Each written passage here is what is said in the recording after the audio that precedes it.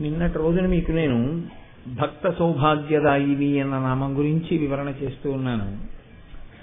భక్త సౌభాగ్యదాయిని అన్న నామానికి కేవలము బాహ్యార్థమే కాకుండా ఒక్కసారి భక్తితో వినమ్రులై అమ్మవారికి నమస్కారం చేసినటువంటి వారి యొక్క జీవన శైలిని అమ్మవారు ఎలా తీర్చిదిద్దుతుంది. ఎందుచేత అంటే మీరు ఇక్కడ ప్రధానంగా గమనించవలసినటువంటి విషయం ఒకటి ఉంటుంది. కేవలం ఈ ఉపాధి చేత మాత్రమే తరించారు అని చెప్పడానికి అవకాశం ఏం లేదు. ఈ ఉపాధిలో ఉన్న వాళ్ళు తరించడానికి 100కి 100 అవకాశాలున్నాయి అని మాత్రమే శాస్త్రం చెప్పింది. ఎప్పుడు అసలు ఆ ఉపాధిని అందులో ఉన్న బుద్ధిని వినియోగించుకుంటే తప్ప కేవలము ఈ ఉపాధితో ఉన్నంత మాత్రం చేత మాత్రమే తరించారు అని చెప్పడానికి కూడా ప్రమాణం ఏం లేదు. ఎందుకంటే ఏ వేదంబు పఠించలూత భుజగం వేశాస్త్రములు సూచత నే విద్యాభ్యాసమునత్య కరి చెంచే మంత్రమోహించే బోధావిర్భావ నిదానముల్ చదువులయ్యా కాదు మీ పాద సంసేవాసక్తియే కాకజంతు సతికిన్ శ్రీకాళహస్తీశ్వర అంటాడు దుర్జటి. ఏ శరీరంతో ఉంటే మాత్రం అవి తరించకుండా పోయి పాము తరించలేదా, ఏలుగు తరించలేదా, సాలెపురుగు తరించలేదా? మనుష్య జన్మ ఎత్తినంత మాత్రం చేత భగవద్భక్తి లేని కారణం చేత వాడు ఎలా ఉత్కృష్టమైనటువంటి స్థితిలో ఉన్నాడని మీరు నిర్ధారించగలరు? అది ఒక నరపశువు. కేవలము మనుష్య శరీరంలో ఉన్నంత మాత్రం చేత ఉండే గొప్పతనం ఏం ఉండదు. మనుష్య ఉపాధి యందుండి నరుడిగా ప్రవర్తిస్తే, అంటే కేవలము మనసు చెప్పినటువంటి విషయాలని కాకుండా శాస్త్రం చెప్పినటువంటి విషయం మీద దృష్టి పెట్టి ఈ ఉపాధితో తరించగలము అని తెలుసుకుని తదనుగుణమైనటువంటి ధర్మముతో కూడినటువంటి నడువడి ఎవరికి ఉంటుందో అటువంటి వాడు మాత్రమే ఈశ్వరుణ్ణి చేరగలడు తప్ప కేవలము మనుష్య ఉపాధిలో ఉన్నంత మాత్రం చేత దాని వలన కొత్తగా ఒకటి కలుగుతుందని చెప్పడం ఏం కుదరదు. అందుకే ఉపాధి ప్రధానమా ఈశ్వర భక్తి ప్రధానమా అన్న ప్రశ్నే వస్తే నర ఉపాధి కేవలం ఉన్నంత మాత్రం చేత దానివల్ల ఏదో గొప్ప ప్రయోజనం కలిగిపోతుందని చెప్పడం కూడా కలగదు. అలా చెప్పడం కూడా కుదరదు అసలు. అందుకే శంకర భగవత్పాదులంతటి వారు శివానంద లహరి చేస్తే ఆయనకి పునర్జన్మ మహానుభావుడు అంతటి వారు. అందుకే నరత్వం దేవత్వం నగవన మృగత్వం మశకత పశుత్వం కీటత్వం భవతు విహగత్వాది జననం సదాత్మత్పాదాబ్జ స్మరణ పరమానందలహరీ విహారాసక్తం చేద్రూదయమిహ కింతేన వపుష అంటారు. నాకు ఈ ఉపాధి కావాలి అని బెంగేం లేదు. ఏ ఉపాధి వచ్చినా నేను దాని గురించి బెంగ పెట్టుకోను. కానీ ఏ ఉపాధిలోనూ నేనున్నప్పటికీ నీ పాదముల యందు విస్మరణ లేనటువంటి భక్తి నాకు కావాలి.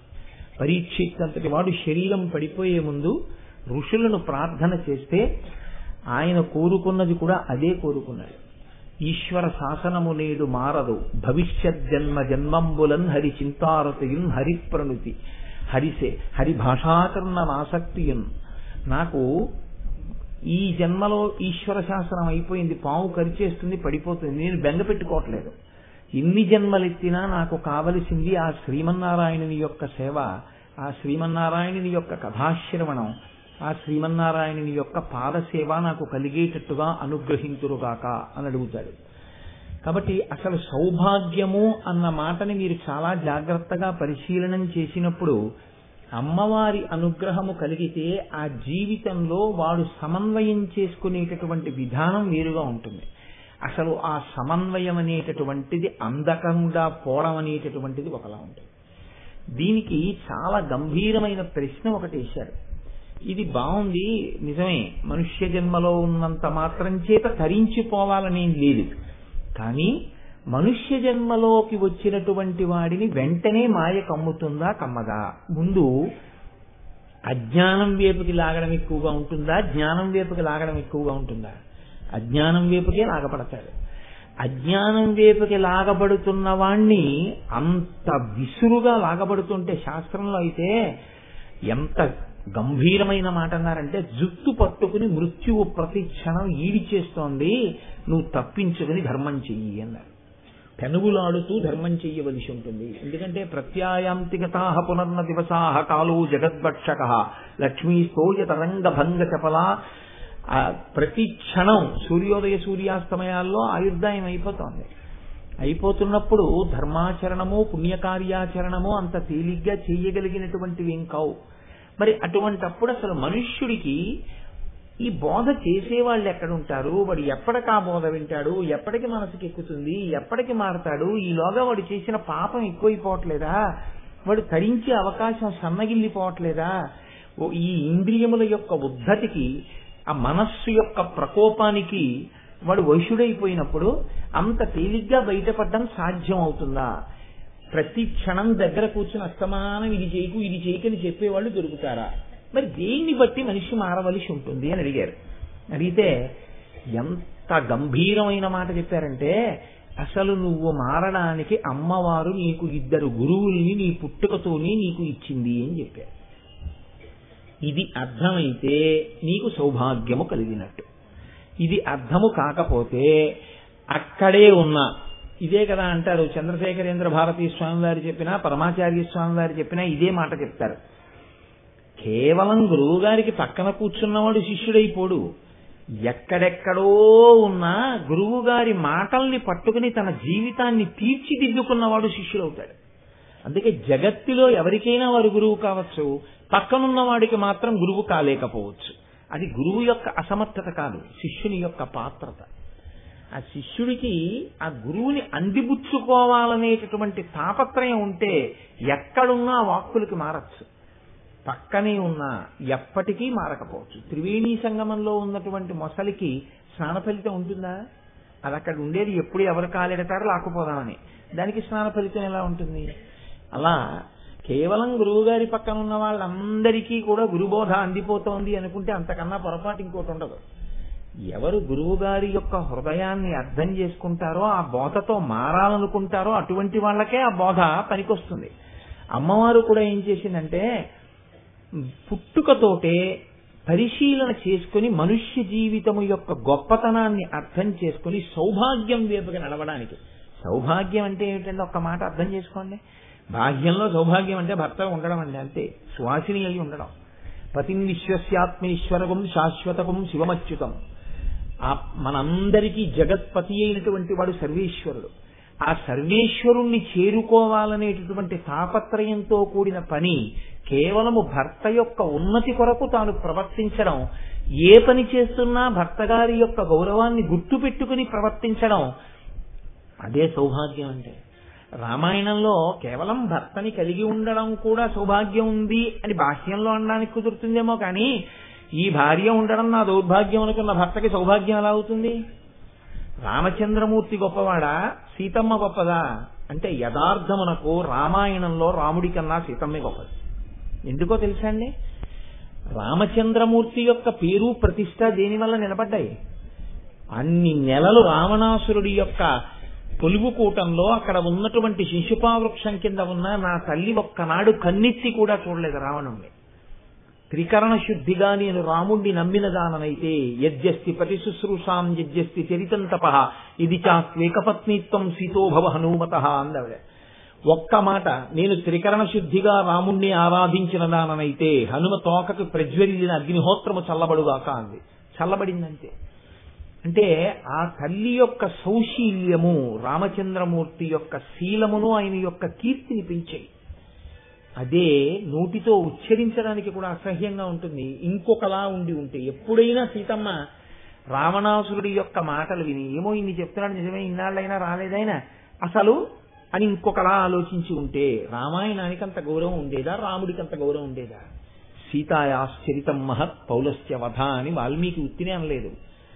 ఈ దేశపు జీవనాడి అంతా ఎక్కడుంది అంటే ఆ సౌభాగ్యమునందు పతిని అనువర్తించగలిగినటువంటి ఆ స్త్రీ హృదయమునందుంది ఆ గొప్పతనం అంతా.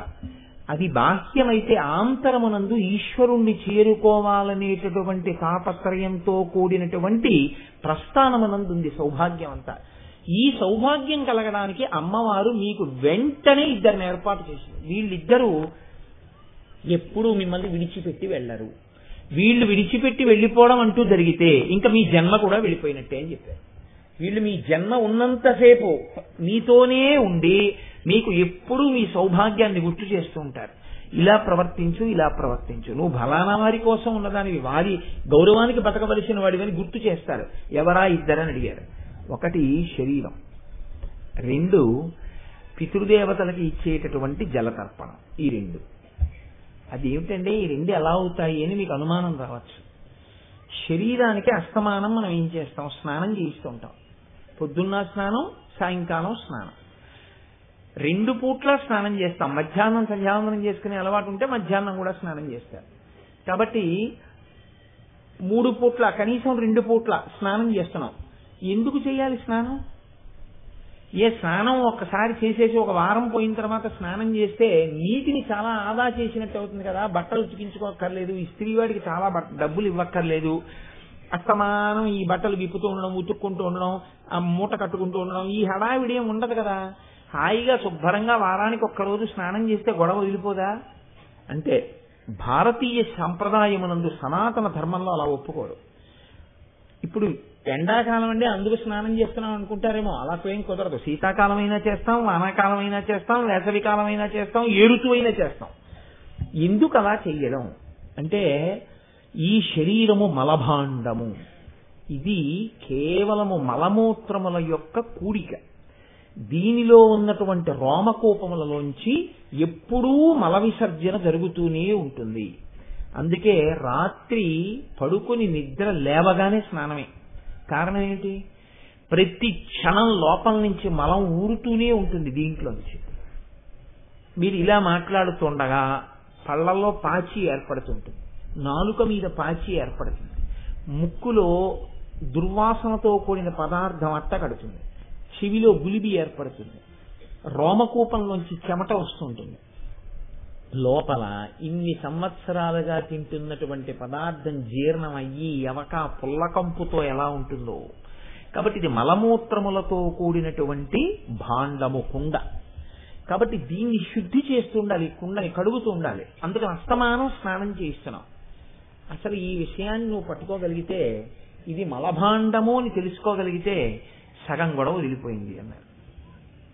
ఎందుకని అంటే ఇది దీని గురించి ఎందుకు ఇంకంత వెంపర్లాట, అన్ని అల్లర్లు దీనికోసం. ఇది మలభాండము, దీని మీద ఎందుకింత వ్యామోహం అని తెలుసుకున్న తర్వాత మీరు ఏది చేసినా ఈ జ్ఞానము కలగడానికే చేస్తారు, ఈ వైరాగ్యం కలగడానికే చేస్తారు. ఇప్పుడు ఎన్ని వింటున్నా దీని మీద వ్యామోహం మాత్రం అలాగే ఉందనుకోండి, దీని మీద వెర్రి అలాగే ఉందనుకోండి. ఇప్పుడు ఎన్ని వింటే మాత్రం దానివల్ల ఏమిటి ప్రయోజనం? కనుక అమ్మవారు నీకు ఎప్పుడో ఎవరో చెప్పాలి, నీకు ఎప్పుడో ఎవరో పక్కన ఉన్నారా లేరా, ఆయన లేరండి నాకు 50వ ఏట కనపడ్డారు అందుకని నాకు ఇన్నాళ్ళు తెలియలేదు అనడానికి నీకేం అమ్మవారు అవకాశం ఇవ్వలేదు.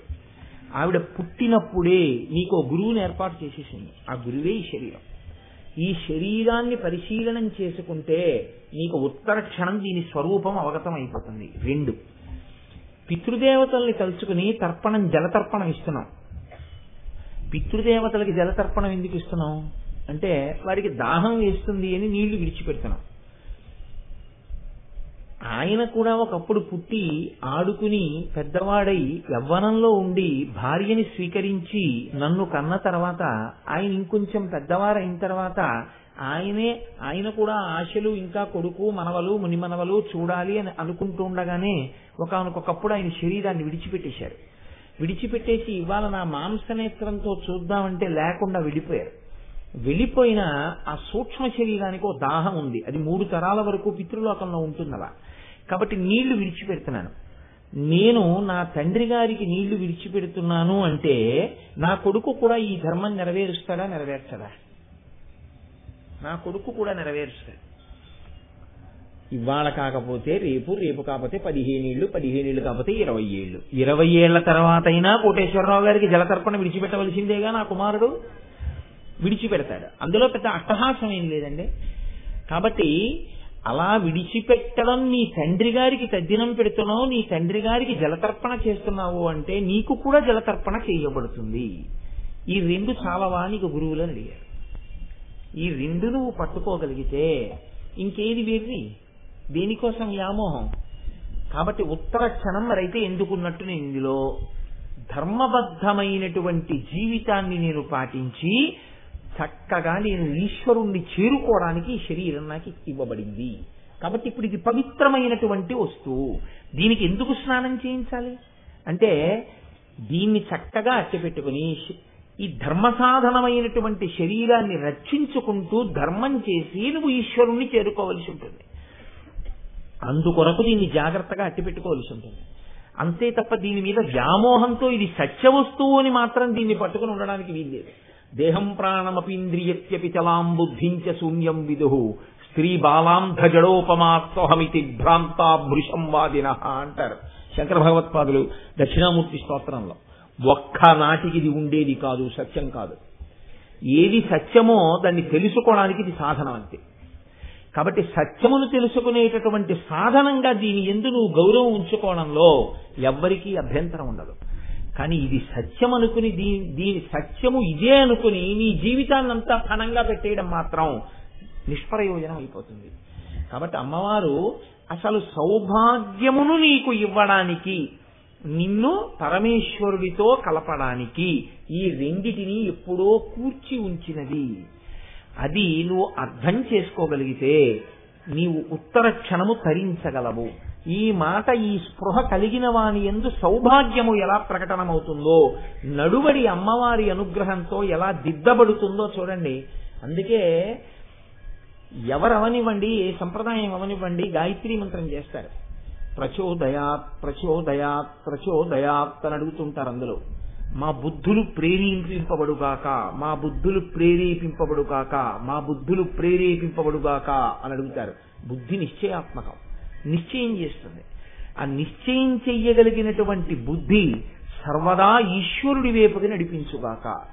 ఆ నడిపించడం అమ్మవారి అనుగ్రహం ఉండి ఈ పరిశీలనం వచ్చిన వాడు ఎలా నడుస్తాడు అన్న దానికి ఎంత అందమైన మాట చెప్పారంటే, దానం విత్తాధృతం వాచ కీర్తి ధర్మౌ తథాయుష పరోపకరణం కాయాత్ తసారాత్ సారమాహరేత్ అన్నారు.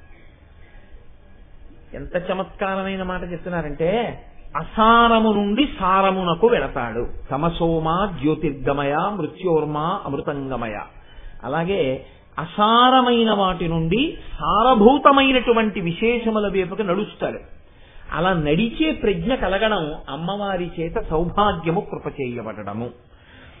అది ఎలా ఉంటుంది అంటే, దానం విత్త, తన దగ్గర ఐశ్వర్యం ఉంది, ఆ ఉన్నటువంటి ఐశ్వర్యాన్ని కేవలం లోభిత్వంతో దాన్ని దాచిపెట్టడం కాదు, ఆ ఐశ్వర్యాన్ని దానం చేస్తాడు.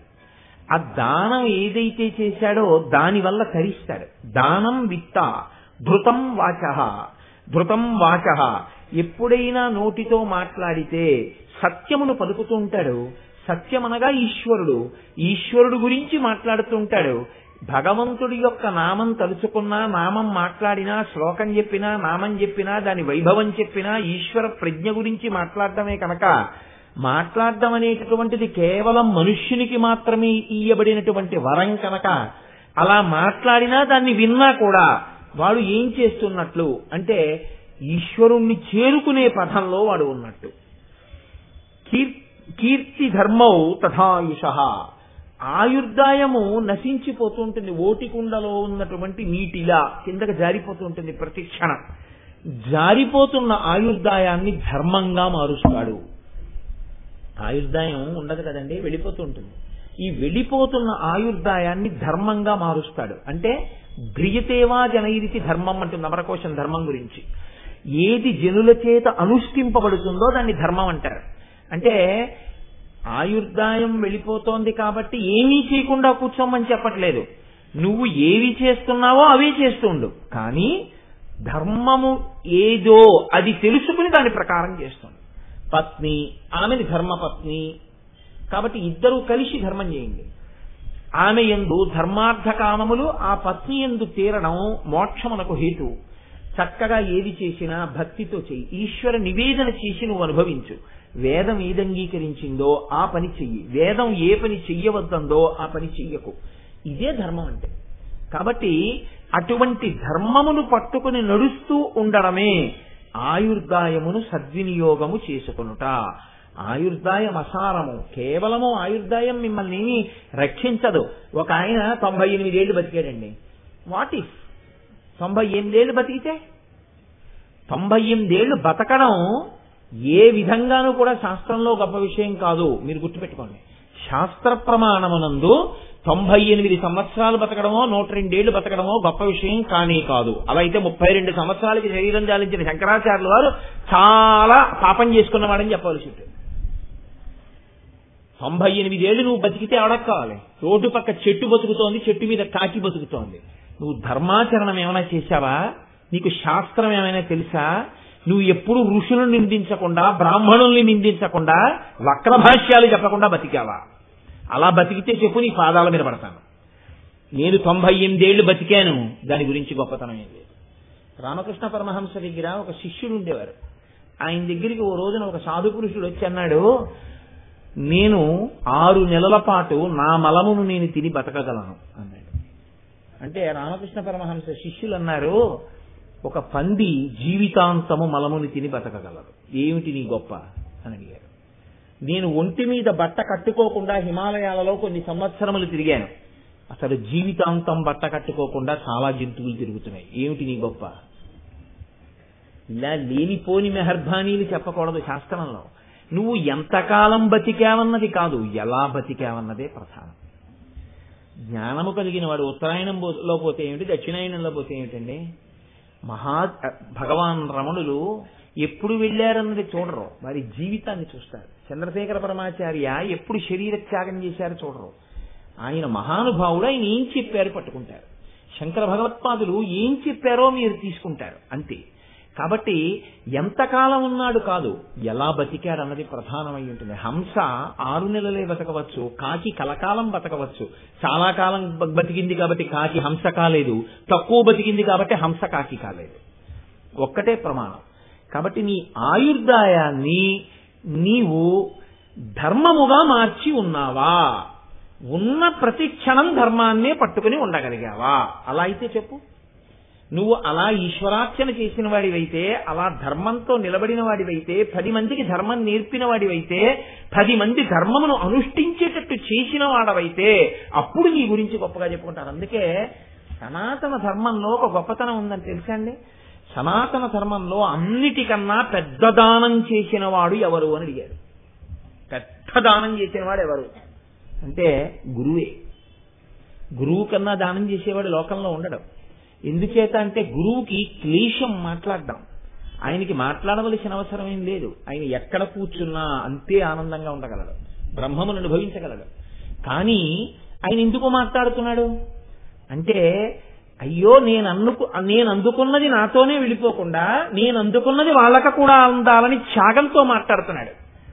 అసలు గురువు మాటలోనే త్యాగం ఉంది. నువ్వు ఎప్పుడో ఓసారి ఓ వస్త్రం త్యాగంతో దానం చేసేవేమో, ఫోటో తీయించుకోకుండా ఉంటే ఆ బట్టలు ఇచ్చేటప్పుడు. కాబట్టి గురువు ఎప్పుడు మాట్లాడినా ఫోటోల కోసం మాట్లాడు, వీడియోల కోసం మాట్లాడు. కాబట్టి గురువు మాటయే త్యాగం, గురువు ప్రవర్తనే త్యాగం, గురువు అడుగు తీసి అడుగు వేస్తే త్యాగం. కాబట్టి గురువు కన్నా గొప్పవాడు ఈ లోకంలో లేడు అనడానికి కారణం అది. సనాతన ధర్మంలో ఏది మొదలుపెట్టినా గురువు గారికి నమస్కారంతో, ఏది పూర్తి చేసినా గురువు గారికి నమస్కారంతో.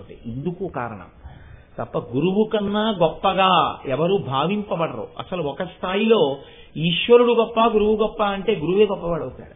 ఎందుకో తెలుసా అండి? గురువు లేకుండా ఈశ్వరుడు ఎలా తెలుస్తాడండి? ఈశ్వరుడు తెలియకపోయినా గురువు తెలిసేటట్టు చేస్తాడు, కానీ గురువు లేకపోతే ఈశ్వరుడు తెలిసే అవకాశం ఉండదు.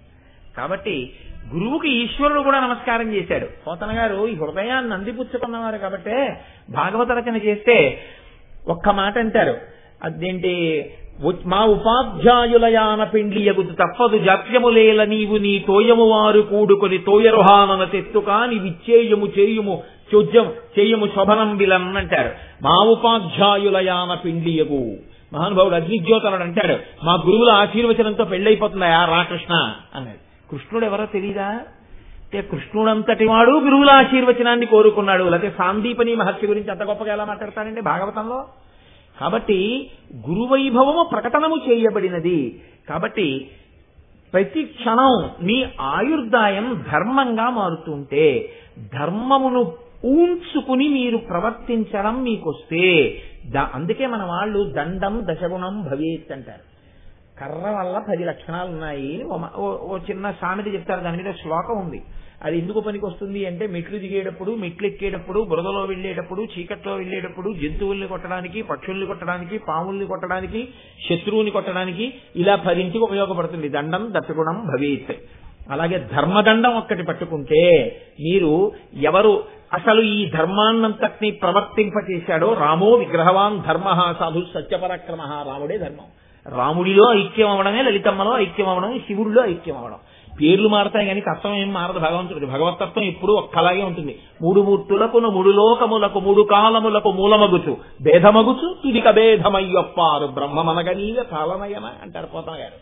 కాబట్టి ఆ ఉన్న ఒక్క పదార్థంలోకి చేరడానికి ధర్మము అనుష్ఠింపబడాలి. కానీ మనకెలా ఉంటుందంటే ఎప్పుడు ఆ ధర్మాన్ని పక్కన పెట్టి అధర్మమే చెయ్యాలనిపిస్తుంటుంది. ఆయు ధర్మంగా మారాలి అంటే అమ్మవారి యొక్క అనుగ్రహం రావాలి. ఆ అనుగ్రహం రావడమే శరీరాన్ని ఒక్కసారి మనం పరిశీలనం చేసుకోవడం అనేది అలవాటు అవుతుంది. అది సౌభాగ్యం ఇవ్వడం. అసలు రహస్యం అక్కడ ఉంటుంది. కాబట్టి ఇప్పుడు అసారము నుండి సారము వైపుకి అడుగులు వేస్తాడు. ఆయుర్దాయం అసారం అండి. 98 ఏళ్లు బతికాడు, ఏమీ చేయలేదు, ఏమీ చేసింది ఏమీ లేదు. ఇప్పుడు దానివల్ల ఏమిటి పొందాడు అని మీరు అడిగారు అనుకోండి, ఒక్కటే చెప్పాలి, ఆయన 98 ఏళ్లు బతికాడండి అని చెప్పారు. ఏమిటైతే అడుగుతారా అడగరా మీరు? 98 ఏళ్లు బతికాడు, ఏమిటి లోకానికి ఉపయోగం? ఏమి ఉండదు. ఒక ఆయన 32 ఏళ్లే బతికారు, ఏమిటి ఉపయోగం? ఎన్ని తరాలకి జ్ఞానం ఇచ్చేశారంతే. అది ప్రయోజనం. ఏ ప్రయోజనమును నువ్వు సాధించావు, ఆ సాధించడానికి ఇంకోళ్ళకు ఉపకారం చేయకపోతే పేడా పోయేది. నీకు నువ్వు ఉపకారం చేస్తున్నావా? నీకు నువ్వు ఉపకారం చేసుకోవడం ధర్మాన్ని పట్టుకోవడం. ఆ ధర్మాన్ని పట్టుకున్నవాడు అసారమైన ఆయుర్దాయమును సారవంతముగా మార్చుకున్నవాడు. అసారమును సారముగా మార్చడమే సౌభాగ్యం ఇవ్వడం అండి. మీరు కొంచెం జాగ్రత్తగా గమనిస్తే ఇది కింద సౌభాగ్యంలోకి వస్తుంది. మళ్ళీ అశాశ్వతమైనటువంటిది ఈ శరీరం కదండి. తండ్రికైనా తల్లికైనా ఈ శరీరము అశాశ్వతము. ఈ శరీరమును వదిలిపెడితే మళ్ళీ ఇంకో శరీరంలోకి వెళ్ళాలి. కానీ ఒక పుత్రుడు కలగాలని ఎందుకు కోరుకుంటున్నారు తల్లి తండ్రి? నిన్నటి రోజునే మీకు చెప్పాను నేను, సౌభాగ్యం అంటే బిడ్డల వరకు మనవల వరకు ఎలా వెడుతుంది శాస్త్రం అన్నది. అంటే పుత్రుడు అన్న మాట ఎవరికి వాడతారు అంటే పున్నామనరకము నుండి తప్పించగలిగిన వాడు, లేదా పునర్జన్మ లేకుండా చేయగలిగిన వాడు. మీరు చేసుకోవాలి కానీ కొడుకు ఎలా చేస్తాడు మీకు? అంటే గయాశ్రాద్ధం పెడతాడని. ఆయన పెట్టలేదనుకోండి, ఇంకా కొడుకు ఉంటే ఏడు ఊడిపోతే ఏమిటి? వాడు ఉండడం వల్ల ప్రయోజనం ఏమిటి? అంటే గయాశ్రాద్ధం పెట్టిన వాడెవడో వాడు పుత్రుడు. అందుకని కొడుకుండాలి అని కోరుకోవడం అసారమైనటువంటి ఈ శరీరము నుండి నన్ను నేను ఉద్ధరించుకోలేకపోతే వాడు ఉద్ధరిస్తాడేమో అని ఒక సారాన్ని తెచ్చుకున్నారు మీరు.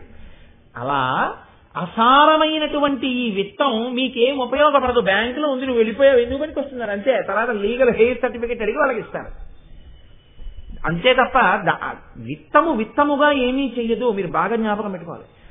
10,000 రూపాయలు దగ్గర పెట్టుకున్నవాడు 10,000 రూపాయలు దగ్గర పెట్టుకు చచ్చిపోయాడు అనుకోండి, ఏమీ చేయదు వాడికి ఆ ఉపయోగం. వీడు 10,000 రూపాయలతో ఉండి చచ్చిపోయిన వాడండి అని కొత్తగా ఏమి ఉండదు. 10,000 రూపాయలు ఉండి చచ్చిపోయినా, ప్రధానమంత్రి చేసి చచ్చిపోయినా, మహా అయితే వాడిని గంధపు చెక్కల్లో కాలుస్తారు, వీడిని చింతకర్ణంలో కాలుస్తారు, అంతే తేడా. మొత్తానికి ఇద్దరు కాలవలసింది మంటల్లోనే. తప్పించి ఈయన చాలా ఐశ్వర్యవంతుడండి, ఈయన చాలా గొప్పవాడండి, బొత్తిగా ఈయన్ని కాల్చేయడం అండి అంటే ఏం కుదరదు. అందరినీ కాల్చేస్తారంతే. కాబట్టి ఇది నువ్వు తెలుసుకుంటే దానం చేస్తావు. విత్తం దానం చేస్తే ఏమవుతుంది అని అడిగితే నువ్వు విదేశాలకు వెళ్ళేటప్పుడు ఇంటర్నేషనల్ బ్యాంకింగ్ కౌంటర్లోకి వెళ్ళేట్టు. ఓ వెర్రాడు ఇక్కడి నుంచి అమెరికా వెళ్ళేటప్పుడు సూట్ కేసు నుంచి రూపాయి కాగితాలు ఎట్టుకుని వెళ్ళాడు అనుకోండి, అక్కడ దిగిపోయిన తర్వాత ఓ కప్పు కాఫీ తాగుదామని మీరు పట్టుకెళ్ళి 100 రూపాయలు ఇస్తే అవతల పారేస్తారు వాడు. ఇక్కడ కరెన్సీ అక్కడ చెల్లదు. కాబట్టి ముందు మీరు ఫారిన్ ఎక్స్చేంజ్ కౌంటర్లోకి వెళ్ళి స్టేట్ బ్యాంక్ లో మార్చుకోవాలి. దాన్ని డాలర్ల కింద మార్చుకుని అమెరికా వెడితే మీరు $1 ఎంతో ఇస్తే వాడు కాఫీ ఇస్తాడు. అలా ఈ జన్మలో ఈశ్వరుడు ఇచ్చాడు, సరే మీకు పుణ్యం ఉంది కాబట్టి ఐశ్వర్యం వచ్చింది. దీన్ని మళ్లీ ఐశ్వర్యంగా మార్చలేదు. అంటే మీ కొరకు మళ్లీ పుణ్యం ఉంచుకోవాలంటే ఇలా పెట్టాలి. ఇలా పెట్టింది లేదు, ఉంచుకున్నదే ఉంది. ఎందుకు పనికి వస్తుంది? మీ వెనక వాళ్ళకి పనికి వస్తుంది. ఇలా దాచుకున్నదంతా వెనక వాళ్ళకి, ఇలా పెట్టుకున్నదంతా మీకు ముందు జన్మలకి. అందుకే చెయ్యి ముందుకెళ్లేటట్టుగా ఏర్పాటు చేశాడు, కానీ పరమేశ్వరుడు వెనక్కి వంగేటట్టుగా ఏర్పాటు పెట్టలేదు. ఈ చెయ్యిల వెనక్కి వెళ్ళదు, ఇలా ముందుకెడుతుంది. ఎందుకెడుతుంది? ఈ జన్మకి అదృష్టం అదేరా, ఇలా పెట్టుకుంటే తరిస్తావు ముందు జన్మల్లో. ఇలా వెనక్కి తీయడం వచ్చిందా? అసలు నీకు ఇలా వెనక్కి వంచడం చేత కాకుండా నేను పెట్టినా ఇలా వెనక్కే తోశావా? వచ్చే జన్మలో తినడానికి ఉండదు, ఇలాగే ఉంటుంది చెయ్యి. ఇలా పెట్టలేదు కాబట్టి ఇలాగే ఎప్పుడు అన్నావు కాబట్టి ఇలాగే పెట్టుంటావు, ఇలాగే పుచ్చుకుంటావు. కాబట్టి తస్మాత్ జాగ్రత్త జాగ్రత్త.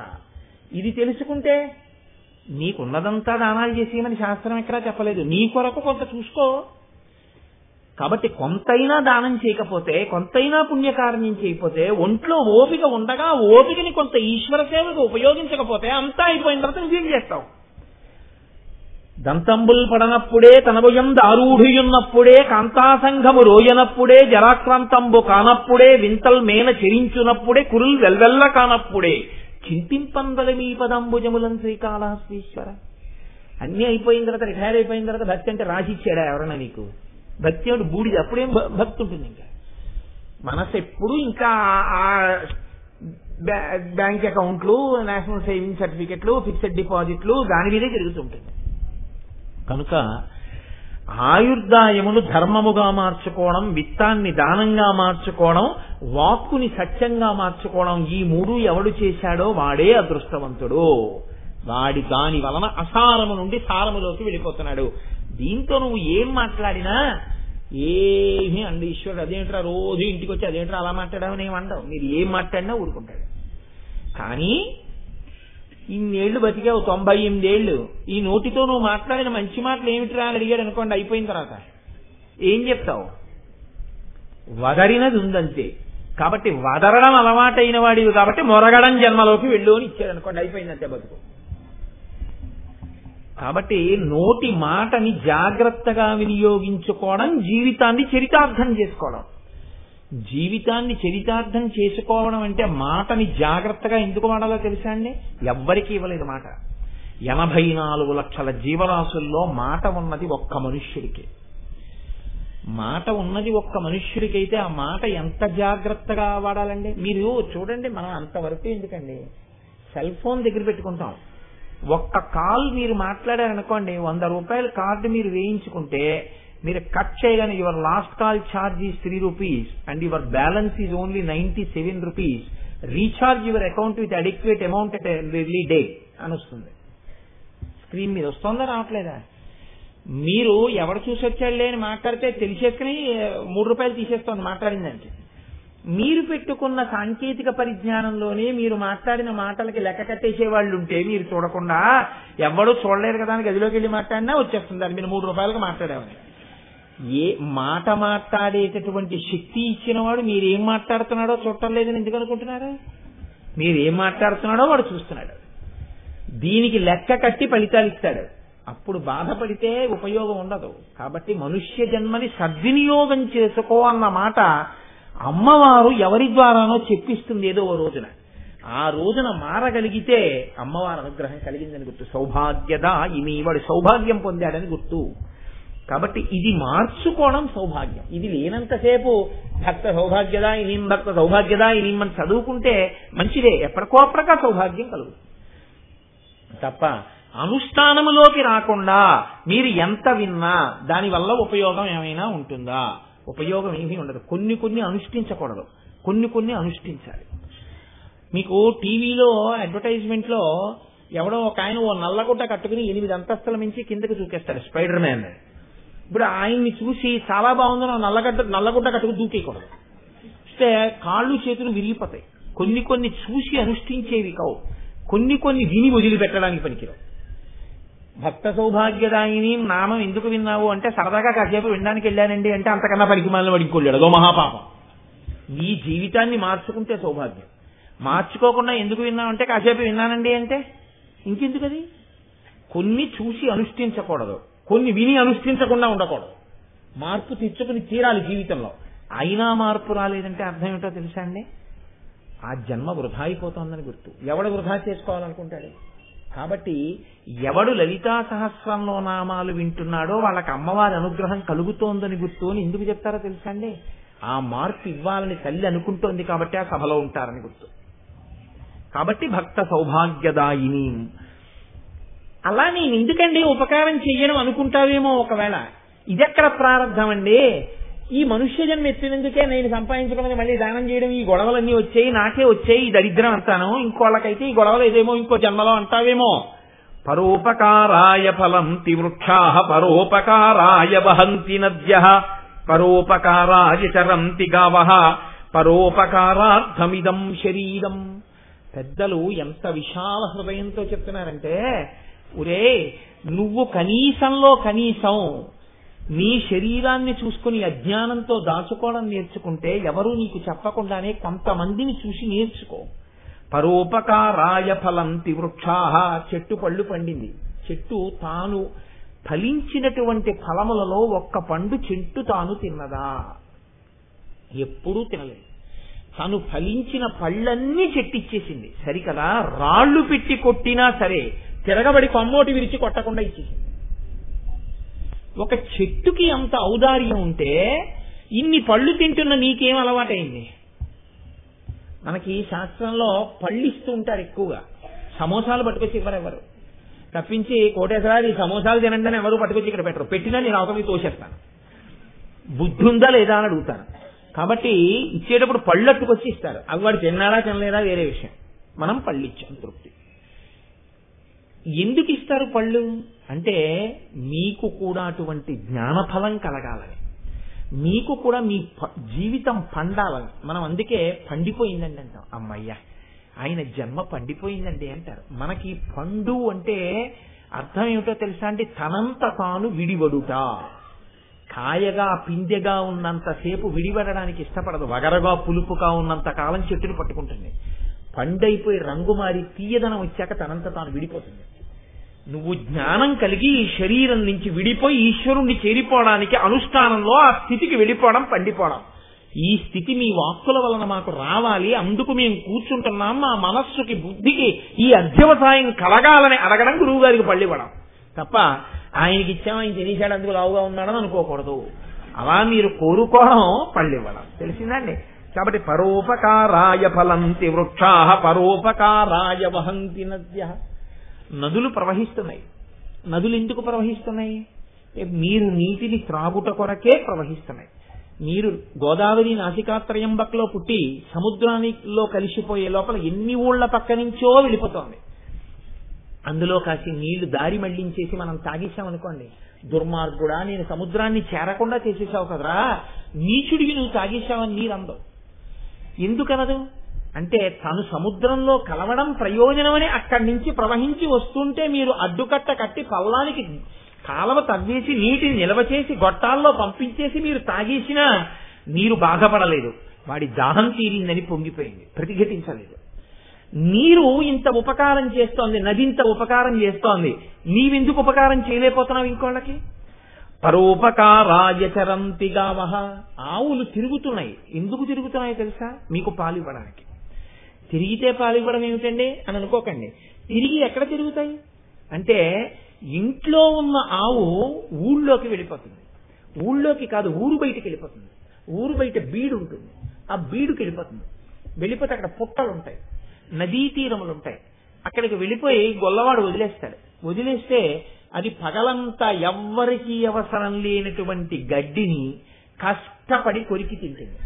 పుట్టల మీద ఉన్న గడ్డి తింటుంది. తిని ఒక చోట కూర్చుని నెమర వేసుకుంటుంది. నెమర వేసుకుని మళ్లీ లోపల బాగా పాలు తయారయ్యాయన్న సమయానికి సాయంకాలం మీ ఇంటికి వస్తుంది. అది ఇంటికి రాగానే మీరు దానికి పెట్టేదేం ఉండదు, దాని పాలు మీరు పితుక్కుంటారు. అమ్మయ్య వచ్చేసింది సాయంకాలం అని చెప్పి దాన్ని కట్టేసి ఆ దూడని వదిలినట్టుగా వదిలి ఆ దూడ కోసం పాలు ఇలా చేపగానే దూడం తీసేసి మనం పిండేసుకుంటాం. పిండేసుకుంటే అది సంతోషంగా ఇచ్చేస్తాం తప్ప ఇవాళ వీడి ఇలా పాలు పిండేసుకున్నాడు రేపు వీడిని కుమ్మేద్దామని ఆవి ఎప్పుడు కుమ్మదు. ఫోన్లే తీసుకుంటే తీసుకున్నాడంటే. మీ ఇంట్లో మీరు తింటే మీ ఇంట్లో తినకుండా బయట గడ్డి తిని మీకు పాలిస్తోంది, అందుకు తిరుగుతోంది ఆవు. ఆవుని చూసి నువ్వేం నేర్చుకున్నావు? ఎవరికి ఉపకారం చేశావు నీ జన్మలో? ఉపకారం నేనే చేస్తున్నానంటానే, వాటికన్నా ఉపకారం నీ జన్మాంతరంలో నువ్వు చేయలేవు. కాబట్టి కనీసం నీ స్థాయిలో నువ్వు ఉపకారం చేయకపోతే ఇంకా మనుష్య జన్మ ఎందుకు? ఈ భావన కలగడం సౌభాగ్యం. లేనినాడు నాకు చెప్పండి, అసలు మీ నడువడి దిద్దబడ్డం ఎలా ఉంటుందండి? మీ ప్రవర్తన దిద్దబడనంతసేపు మీరు నరోపాధిలో ఉండి ప్రయోజనం ఏమిటి సౌభాగ్యం దానివల్ల? అది రావాలంటే ఇవి అందుకొచ్చాయి మహాత్ముల నోటి వెంట. ఈ భావన కలిగి మీ యందు మార్పు వచ్చుట సౌభాగ్యము. ఇది రావడానికి అమ్మవారు పెద్దల చేత రకరకాల మాటలు, రకరకాల శ్లోకములు చెప్పించి అవి మీకు అనుసంధానమయ్యేటట్టుగా చేసింది. అందుకేట లోకంలో ఒక గమ్మత్తైన మాట చెప్తారు, పుట్టిన ప్రతివాడు పెళ్లి చేసుకోవలసిందే. ఎందుకంటే ఆ పెళ్లి అంత కంపల్సరీ అంటారు మీరు అంటారేమో. పెళ్లి చేసుకుంటే తప్ప నీకున్న 3 అప్పుల్లో ఓ అప్పు తీరదు. అదే నేను 3 అప్పులు ఎప్పుడు చేయలేదంటే రూపాయి అప్పు లేదు అనడానికి వీలు లేదు. పితృరుణం, దేవరుణం, ఋషి రుణం అని 3 రుణాలు పుట్టగానే వచ్చేస్తాయి. 3 అప్పులు ఉంటాయి. మీ తండ్రి గారికి మీరు రుణపడిపోతారు, దేవతలకు రుణపడిపోతారు, ఋషులకు రుణపడిపోతారు. తండ్రి యొక్క రుణం తీరాలి అంటే వివాహం చేసుకుని మీరు కూడా ఓ కొడుకుని కనాలి. దేవతల రుణం తీరాలి అంటే ప్రతిరోజు పూజ చెయ్యాలి. ఋషుల రుణం తీరాలి అంటే ఋషులు ఇచ్చినటువంటి వాంగ్మయాన్ని మీరు చదవాలి. అంతకన్నా ఋషులు ఇంకేం కోరుకోలేదు, ఆ వాంగ్మయం చదవాలి తప్ప. అది చదవకుండా ఇంకా మిగిలినవన్నీ చేస్తానంటే మాత్రం మీ రుణం తీరదు, ఋషులకు రుణపడిపోతారు. కనుక ఈ 3 తీరడానికి వివాహం చేసుకోవాలి. అందులో వివాహం చేసుకుని కొడుకుని కంటే పితృరుణం తీరుతుంది. కొడుకుని కంటే పితృరుణం తీరుతుందని చెప్పిన శాస్త్రమే ఒక ప్రమాదం కూడా చెప్పింది. ఏమిటో చెప్పిందో తెలుసా అండి? మహాపుణ్యం చేసుకుని ఒకవేళ ఎవరైనా అంతకు ముందు 7 తరాల్లో మహాపుణ్యం చేయడం వల్ల ఆ ముందు తరాల వాళ్ళు ఊర్ధ్వలోకాల్లో ఉంటే, వీడిప్పుడు మహాపాపం చేసిన వాడు ఉంటే కిందకి లాగేస్తారు వాడిని అక్కడి నుంచి. ఎందుకు లాగేస్తారు? మీరు సరిగా కూర్చోండమ్మా, నిద్ర వచ్చేస్తాను, మీకు సరిగా కూర్చోండి. కాబట్టి ఆ పై నుంచి కింద పడిపోతాడు. ఎందుకు కింద పడిపోతాడు అంటే ఆయన యొక్క నడువడి బావులేదు, ప్రవర్తన బావులేదు. ప్రవర్తన బావులేని కొడుకుని ఒకడిని కని వీడు వెళ్ళిపోయాడు అనుకోండి, ఆ కొడుకు వల్ల ఈ తండ్రి, తాత, ముత్తాత, ఆ పై వాళ్ళు అందరూ కింద పడిపోతారు. అందుకని శాస్త్రం అంది, నీకు ఈశ్వరుడిచ్చిన అనుగ్రహం ఏమిటో తెలుసా? ఇక మిగిలిన ప్రాణులకు ఈ అధికారం లేదు. మనుష్యుడు మాత్రం 7 కొడుకుల్ని కను అని చెప్పి. అంటే ఏమన్నా ఈ మాటలు మీరు చెప్పారు కాబట్టి సరిపోయింది, కానీ బయట ప్రభుత్వం వింటే ఒప్పుకోదండో. ఇలా ఇప్పుడు ఎక్కడ అంగీకరిస్తారని మీరు అనుకోకండి. 7 కొడుకులు అంటే ఏం చెప్పిందో తెలుసా అండి? కూపస్తటాకముద్యానం మండపంచ ప్రపాతథా జలదానమన్నదానం అశ్వత్థారోపణం తథా పుత్రస్తేతి సంతానం సప్తవేదో విదో విదుః. 7 కొడుకుల్లో కూపం అంటే ఒక నుయ్యి తవ్వించాలి. తను వెళ్ళిపోవచ్చు, శరీరం వదిలిపెట్టేయచ్చు. ఒక మహాత్ముడు అటుగా వెళ్ళిపోతూ దాహం వేస్తోందనుకుని నీళ్లు తీసుకుని కాసి నీళ్లు తాగుతాడు. ఎవడు నుయ్యి తవ్వించాడో వాడి శరీరం వెళ్ళిపోవచ్చు, కానీ ఎంతమంది ఆ నీటిని తాగుతారో, ఆయన మహాత్ముడు కానివ్వండి, ఎవరు కానివ్వండి, ఆయనకి దాహం వేసింది, నుయ్యి కనపడింది, నీళ్లు తాగాడు. ఆయన జీవుడు వెళ్ళిపోయినా ఈ జలదానం చేస్తున్నటువంటి పుణ్యం ఆయన ఖాతాలో పడుతూనే ఉంటుంది. కన్న కొడుకు తండ్రి పేరు చెప్పి ఏటి సూతకం ఉన్న ఏడాదిలో కూడా దానం చేస్తాడో ధర్మం చేస్తాడో తెలియదు, కానీ ఆ నుయ్యి మాత్రం కొడుకై అది పూడ్చిపెట్టబడేంత వరకు ఎవడు తవ్వించాడో వాడి పేరు మీద అందులో గొక్కడు నీళ్లు ఎవరు తాగినా ఆ జీవుడి ఖాతాలోకి పుణ్యం పడుతుంది. అందుకని నుయ్యి నీ కొడుకురా అంది శాస్త్రం. ఓ నుయ్యిని కూడా తవ్వించు. కడుపున పుట్టిన కొడుకు రేపు ఏం చేస్తాడో, నువ్వు ఒక అన్నదాన సత్రంకి 2 ఎకరాలు రాసిస్తే, ఏమో వాడు మా నాన్న సంధిలో రాసిచ్చాడని రేపు కోర్టులో రిట్టేసి మళ్ళీ 2 ఎకరాలు ఇచ్చేసుకోవచ్చు. అంతటి ప్రబుద్ధులైన కొడుకులు ఉన్నారు. కానీ నువ్వు తవ్వించిన నుయ్యి మాత్రం ఎప్పుడూ నీళ్లు ఇస్తుంది. అందుకని నుయ్యిని ఒక కొడుకుని చేసుకో. తటాకం, ఒక చెరువు తవ్వించు. నూతి దగ్గర తోడుకు తాగగలిగిన ప్రాణులే దాహం తీర్చుకుంటారు. అదే ఒక తటాకం ఉంటే పశుపక్షాదులు కూడా అక్కడికి వచ్చి నీళ్లు తాగుతాయి. నోరు లేని ప్రాణులు నీరు తాగడానికి అవకాశం ఇచ్చిన వాడి అవుతావు. అక్కడికి వచ్చి స్నానం చేస్తారు, సంధ్యావందనం చేసుకుంటారు, అక్కడికి వచ్చి కూర్చుని పెద్దలు కాసి నీళ్లు తాగుతారు. అన్నిటికీ ఉపయోగపడుతుంది. కాబట్టి ఒక తటాకం తవ్వించు. ఆ తటాకం నీకు ఒక కొడుకు అయి ఉంటుంది. ఉద్యానం, ఒక పూల తోట నిర్మాణం చెయ్యి. ఆ పూల తోటలో పువ్వులు, ఆ పూల తోటలో ఉన్న తులసి, ఆ పూల తోటలో ఉన్న మారేడు దళాలు తీసుకెళ్లి రోజు ఈశ్వరార్చన జరుగుతుంది. నీ శరీరం వెళ్ళిపోవచ్చు, కానీ ఈ చెట్లు మాత్రం అవి ఉన్నన్నాళ్ళు, అవి పూసినన్నాళ్ళు, కాసినన్నాళ్ళు ఎవరు తిన్నా ఎవరు తాగినా ఈశ్వరుడికి నైవేద్యమైన ఈ పుణ్యం నీ ఖాతాలో పడుతుంటుంది. కాబట్టి తప్పకుండా నీ జీవితంలో ఒక ఉద్యానవనాన్ని నిర్మించు. మండపంచ, ఒక దేవాలయంలోనో ఎక్కడ ఒక మంటప నిర్మాణం చెయ్యి. అర్ధమంటపమో లేకపోతే ఏదో ముఖ మంటపమో ఏదో ఒక మంటపం కట్టించు. ఆ మంటపం కట్టిస్తే దానివల్ల ఒక ఉపయోగం ఉంటుంది. ఆ మంటపం ఎప్పుడూ కూడా ఈశ్వర కార్య నిర్వహణకు ఉపయుక్తమవుతుంది. ఇప్పుడు ఈ మంటపంలో ఇలా ఆచ్ఛాదన మంటపం కింద దీన్ని నిర్మించడానికి ఈ స్తంభాలకి ఒకప్పుడు విరాళం అడిగారు. నాకు జ్ఞాపకం లేదు కానీ అది ఎప్పుడో అడిగితే ఒకానొక స్టేజిలో అనౌన్స్ చేయాల్సి వచ్చింది, దయచేసి ఇంక ఈ స్తంభాల కోసం డబ్బులు ఇవ్వడానికి ఎవరూ రావద్దు అని. కాకినాడ వారు అంత గౌరవనీయులు, వాళ్ళు నమ్మి అంత మర్యాదగా ప్రవర్తిస్తారు. వెంటనే ఈ స్తంభాలు వచ్చాయి. ఈ స్తంభాలు వచ్చాయి కాబట్టి ఒక ఆచ్ఛాదన వేసుకుంటున్నాం మనం. ఒక ఆచ్ఛాదన వేసుకుని ఇందులో కూర్చుని రామాయణం చెప్పుకున్నాం, భాగవతం చెప్పుకున్నాం, శివమహాపురాణం చెప్పుకున్నాం, ఇవాళ లలితా సహస్రం చెప్పుకుంటున్నాం. ఈ స్తంభం ఇచ్చిన వాడి ఖాతాలో ఏ ఫలితం వేస్తుంటారంటే, ఇంతమంది భక్తులు ఇక్కడికి వచ్చి కూర్చుని భగవత్ నామము వినడానికి, చెప్పుకోవడానికి కార్యక్రమం. మొన్న వెంకటాచల వైభవం చేశాం, ఇంత ఉత్సవం ఇక్కడ జరిగింది. శరన్నవరాత్రులు జరుగుతున్నాయి. వాళ్ళ యొక్క ఖాతాలో ఆ పుణ్యం అలా పడిపోతూనే ఉంటుంది. కాబట్టి ఒక మంటప నిర్మాణము తప్పకుండా చెయ్యి. జలదానం నీకుంది కాబట్టి చక్కగా ఒక చలివేంద్రం పెట్టు. మంచి ఎండాకాలంలో నీ ఇంటి ముందు కొంచెం ఇసుక వేసి 4 బాణలతో నీరు పెట్టి 2 గ్లాసులు పెట్టి వచ్చిపోయే వారికి అతను శ్రద్ధాభక్తులతో కాసి నీళ్లు ఇచ్చి తాగడానికి చల్లటి తీయటి నీరు పెట్టు. నీ జన్మ సౌభాగ్యం అవుతుంది. నువ్వు లేకపోవచ్చు, నువ్వు ఆఫీసులో ఉండొచ్చు, కానీ వీళ్ళు నీళ్లు తాగినంతసేపు బాటసారుల యొక్క దాహార్తి తీరడం నీ ఖాతాలో పడుతూ ఉంటుంది పుణ్యం. కాబట్టి ఒక చలివేంద్రాన్ని పెట్టు. అశ్వత్థారోపణం తథా, ఒక రావి చెట్టుని చక్కగా తిరగడానికి నాటి ఏర్పాటు చెయ్యి. ఒక పెద్ద రావి చెట్టు పెంచావు, ఆ రావి చెట్టుకి చూసినప్పుడల్లా మూలతో బ్రహ్మరూపాయ మధ్యత విష్ణురూపిణే అగ్రత శివరూపాయ వృక్షరాజాయతే నమః, అదే పరబ్రహ్మమని చక్కగా దానికి ప్రదక్షిణలు చేస్తారు, నమస్కారం చేస్తారు, దీపం పెట్టుకుంటారు. ఇంతమంది ఇన్ని రకాలుగా వర్ధిల్లడానికి ఆ రావి చెట్టు అవకాశం ఇస్తుంది. నీ జన్మాంతరంలో ఒక రావి చెట్టుని పెంచి పెద్దది చేయి. కాబట్టి పుత్రశ్చేచిత సంతానం, ఒక కొడుకుని కూడా బాహ్యంలో కొను, అప్పుడు పితృరుణం తీరుతుంది. 7 కొడుకులు ఉండాలి నీకు. ఈ 7 కొడుకులు ప్రతి వాళ్ళకి ఉండాలి. కనీసం 7 కొడుకులు లేకపోయినా పుట్టిన కొడుకుతో పాటు ఈ మిగిలిన 6 కొడుకుల్లో ఒక కొడుకుని ఏర్పాటు చేసుకో. వీడేం ఉద్ధరిస్తాడో తెలియదు గాని వాడు మాత్రం ఉద్ధరించి తీరుతాడు ఆ 6 కొడుకుల్లో కొడుకు.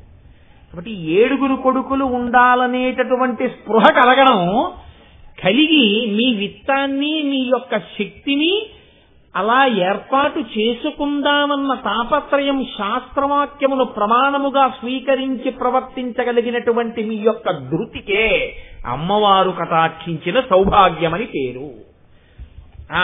ఇవన్నీ ఎందుకండి ఇలాగే చెప్తారండి అన్నాడు అనుకోండి, వాడు సౌభాగ్యం ఉన్నవాడు కాడు, నా నోటితో ఎందుకనాలి, ఉన్నవాడు. కాబట్టి 7 కొడుకులు ఉండేటట్టుగా ఎప్పుడూ ప్రయత్నం చెయ్యి. జలబంధు నిపాతేన క్రమశ పూర్యతే ఘటః సహేతు సర్వ విద్యానాం ధర్మస్య చ ధనస్య చ. ఎంత గొప్పగా మాట్లాడారో చూడండి. సౌభాగ్యం అంటే ఏమిటంటే, భర్తగారు ఉన్నారు బతికి, భర్తగారు బతికుంటే ఎప్పుడూ బొట్టు పెట్టుకునే ఉండొచ్చు, ఎప్పుడూ బొట్టు పెట్టుకుంటారు. స్నానం చేసి రాగానే బొట్టు పెట్టేసుకుంటారు. ఆ బొట్టు ఎగుడొచ్చిందా దిగుడొచ్చిందా లేకపోతే పెద్దదొచ్చిందా చిన్నదొచ్చిందా ఇవి చూడరు, బొట్టెట్టుకున్నారంతే. బొట్టు పెట్టుకున్నారు ఆవిడ సువాసిని, ఆవిడ బొట్టు పెట్టుకున్నారు మహాలక్ష్మీ స్వరూపిణి, ఆవిడ బొట్టు పెట్టుకుంది పార్వతీ స్వరూపిణి జగదంబ, అంతే గౌరవం. పెద్దది పెట్టేసుకున్నారండి, తక్కువ పెట్టుకున్నారండి, చిన్నది పెట్టుకున్నారండి, అదేం ఉండదు. మీరు ఎప్పుడైనా చూసుంటారు, అదేంటి శ్రావణ శుక్రవారం నాడు ఆడవాళ్లు పేరంటాలకు వెళ్ళొస్తుంటారు.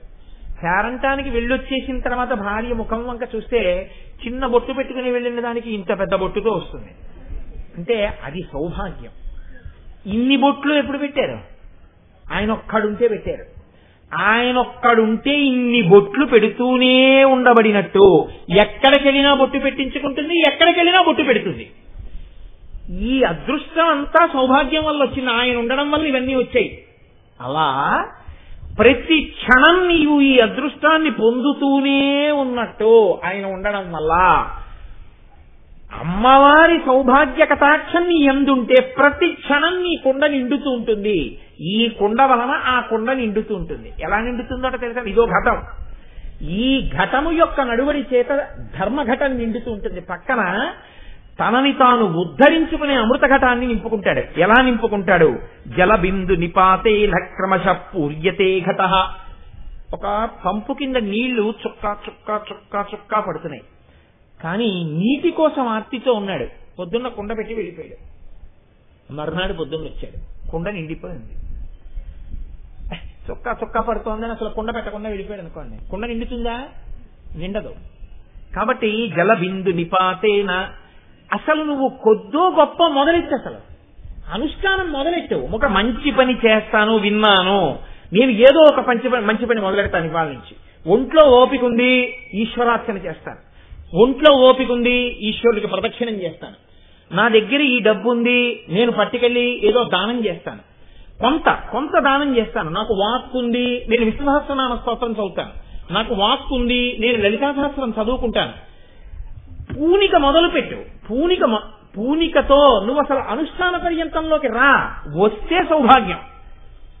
అదొక్కటి లేకపోతే సౌభాగ్యం లేనట్టు.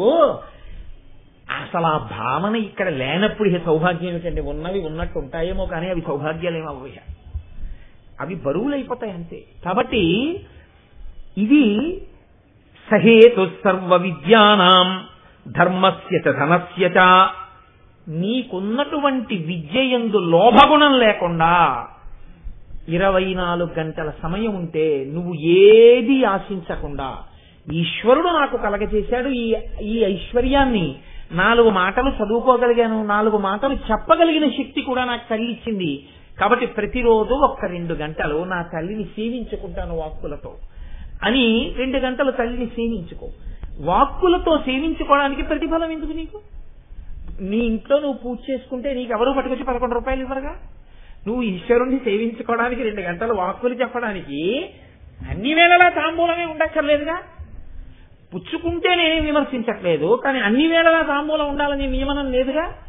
కాబట్టి నీకు ఏదుందో, అమ్మవారు నీకేది ఇచ్చిందో దాన్ని ఈశ్వరార్పణం చెయ్యి. నీకు ఏదో ఒక విభూతి, నీకు పాట వచ్చు పాడు, నీకు భజన చేయడం వచ్చు భజన చెయ్యి, నీకు నాట్యం చేయడం వచ్చు నాట్యం చెయ్యి, నీకు ఒక తబలా వాయించడం వచ్చు తబలా వాయించు. నీకేమీ రాదు, వాళ్ళు ఇచ్చిన కుంకం ఇలాను శ్రీమాత్రే నమః అని అది కూడా నేను అన్నాను. ఇంకా నిన్నెవరేం చేయగలరు? నిన్నెవ్వరూ ఏమీ చేయలేరు. ఏమీ చేయలేరంటే నిన్ను బాగు చేయడం ఎవరి సాక్ష్యం కాదు. అంటే నరజన్మ ఉన్నా అది ఉపయోగపడదు. పవిత్రాత్ములై రావాలి. అందుకే ఇది నా అదృష్టం జీవితంలో. నా కుండ నిండుతోంది, అమృతఘటం నింపుకుంటున్నాను. అమృతఘటం నింపుకోవడానికి నాకు అవకాశం వచ్చింది. అన్ని వేళలా వస్తుందంటే మహాశివరాత్రి అసురసంధ్య వేళలో 1,000,000 కుంకుమార్చన ప్రతి సంవత్సరం పెడతారేంటి? అలా ఏం పెట్టరు. అలా అదృష్టం కలిసి వచ్చినప్పుడు వస్తుంది. అలా ఈశ్వరానుగ్రహం కలిసి వచ్చినప్పుడు దాన్ని వినియోగం చేసుకోవలసి ఉంటుంది. అలాగే విద్యలాగే ధనాన్ని, ధర్మాన్ని ఎప్పుడూ పట్టుకుని ఉంటే కుండ నిండుతుంది, అమృతఘటం పూర్తవుతుంది. కాబట్టి దానివల్ల నువ్వు చక్కగా ఆనందాన్ని పొందుతావు. ఈ ఒక్క మాట వదిలేశాడు అనుకోండి, లోకంలో తనకి అన్వయం నడువడిలోకి తెచ్చుకోవడం, ప్రవర్తనలోకి తెచ్చుకోవడం విడిచిపెట్టేసి మిగిలినవి ఏమున్నాయో అవన్నీ లెక్క పెట్టుకుని దీనివల్ల నా దగ్గర చాలా ఉంది చాలా ఉంది చాలా ఉంది అని సంతోషపడిపోతున్నాడు అనుకోండి. ఎప్పుడు నోట్ల కట్టలు చూసుకోవడం, ఎప్పుడు లాకర్లోకి దగ్గరికి వెళ్ళి వడ్డానం చూసుకోవడం, బంగారం చూసుకోవడం, లేకపోతే ఇంట్లో ఉన్న పట్టుబట్టలు చూసుకోవడం, బీరువాలు చూసుకోవడం, దస్తావేజులు చూసుకోవడం, ఇదే అలవాటు అయింది అనుకోండి. ధర్మం ఒక్కటి వదిలిపెట్టేస్తే ఏమవుతుందని అడిగింది.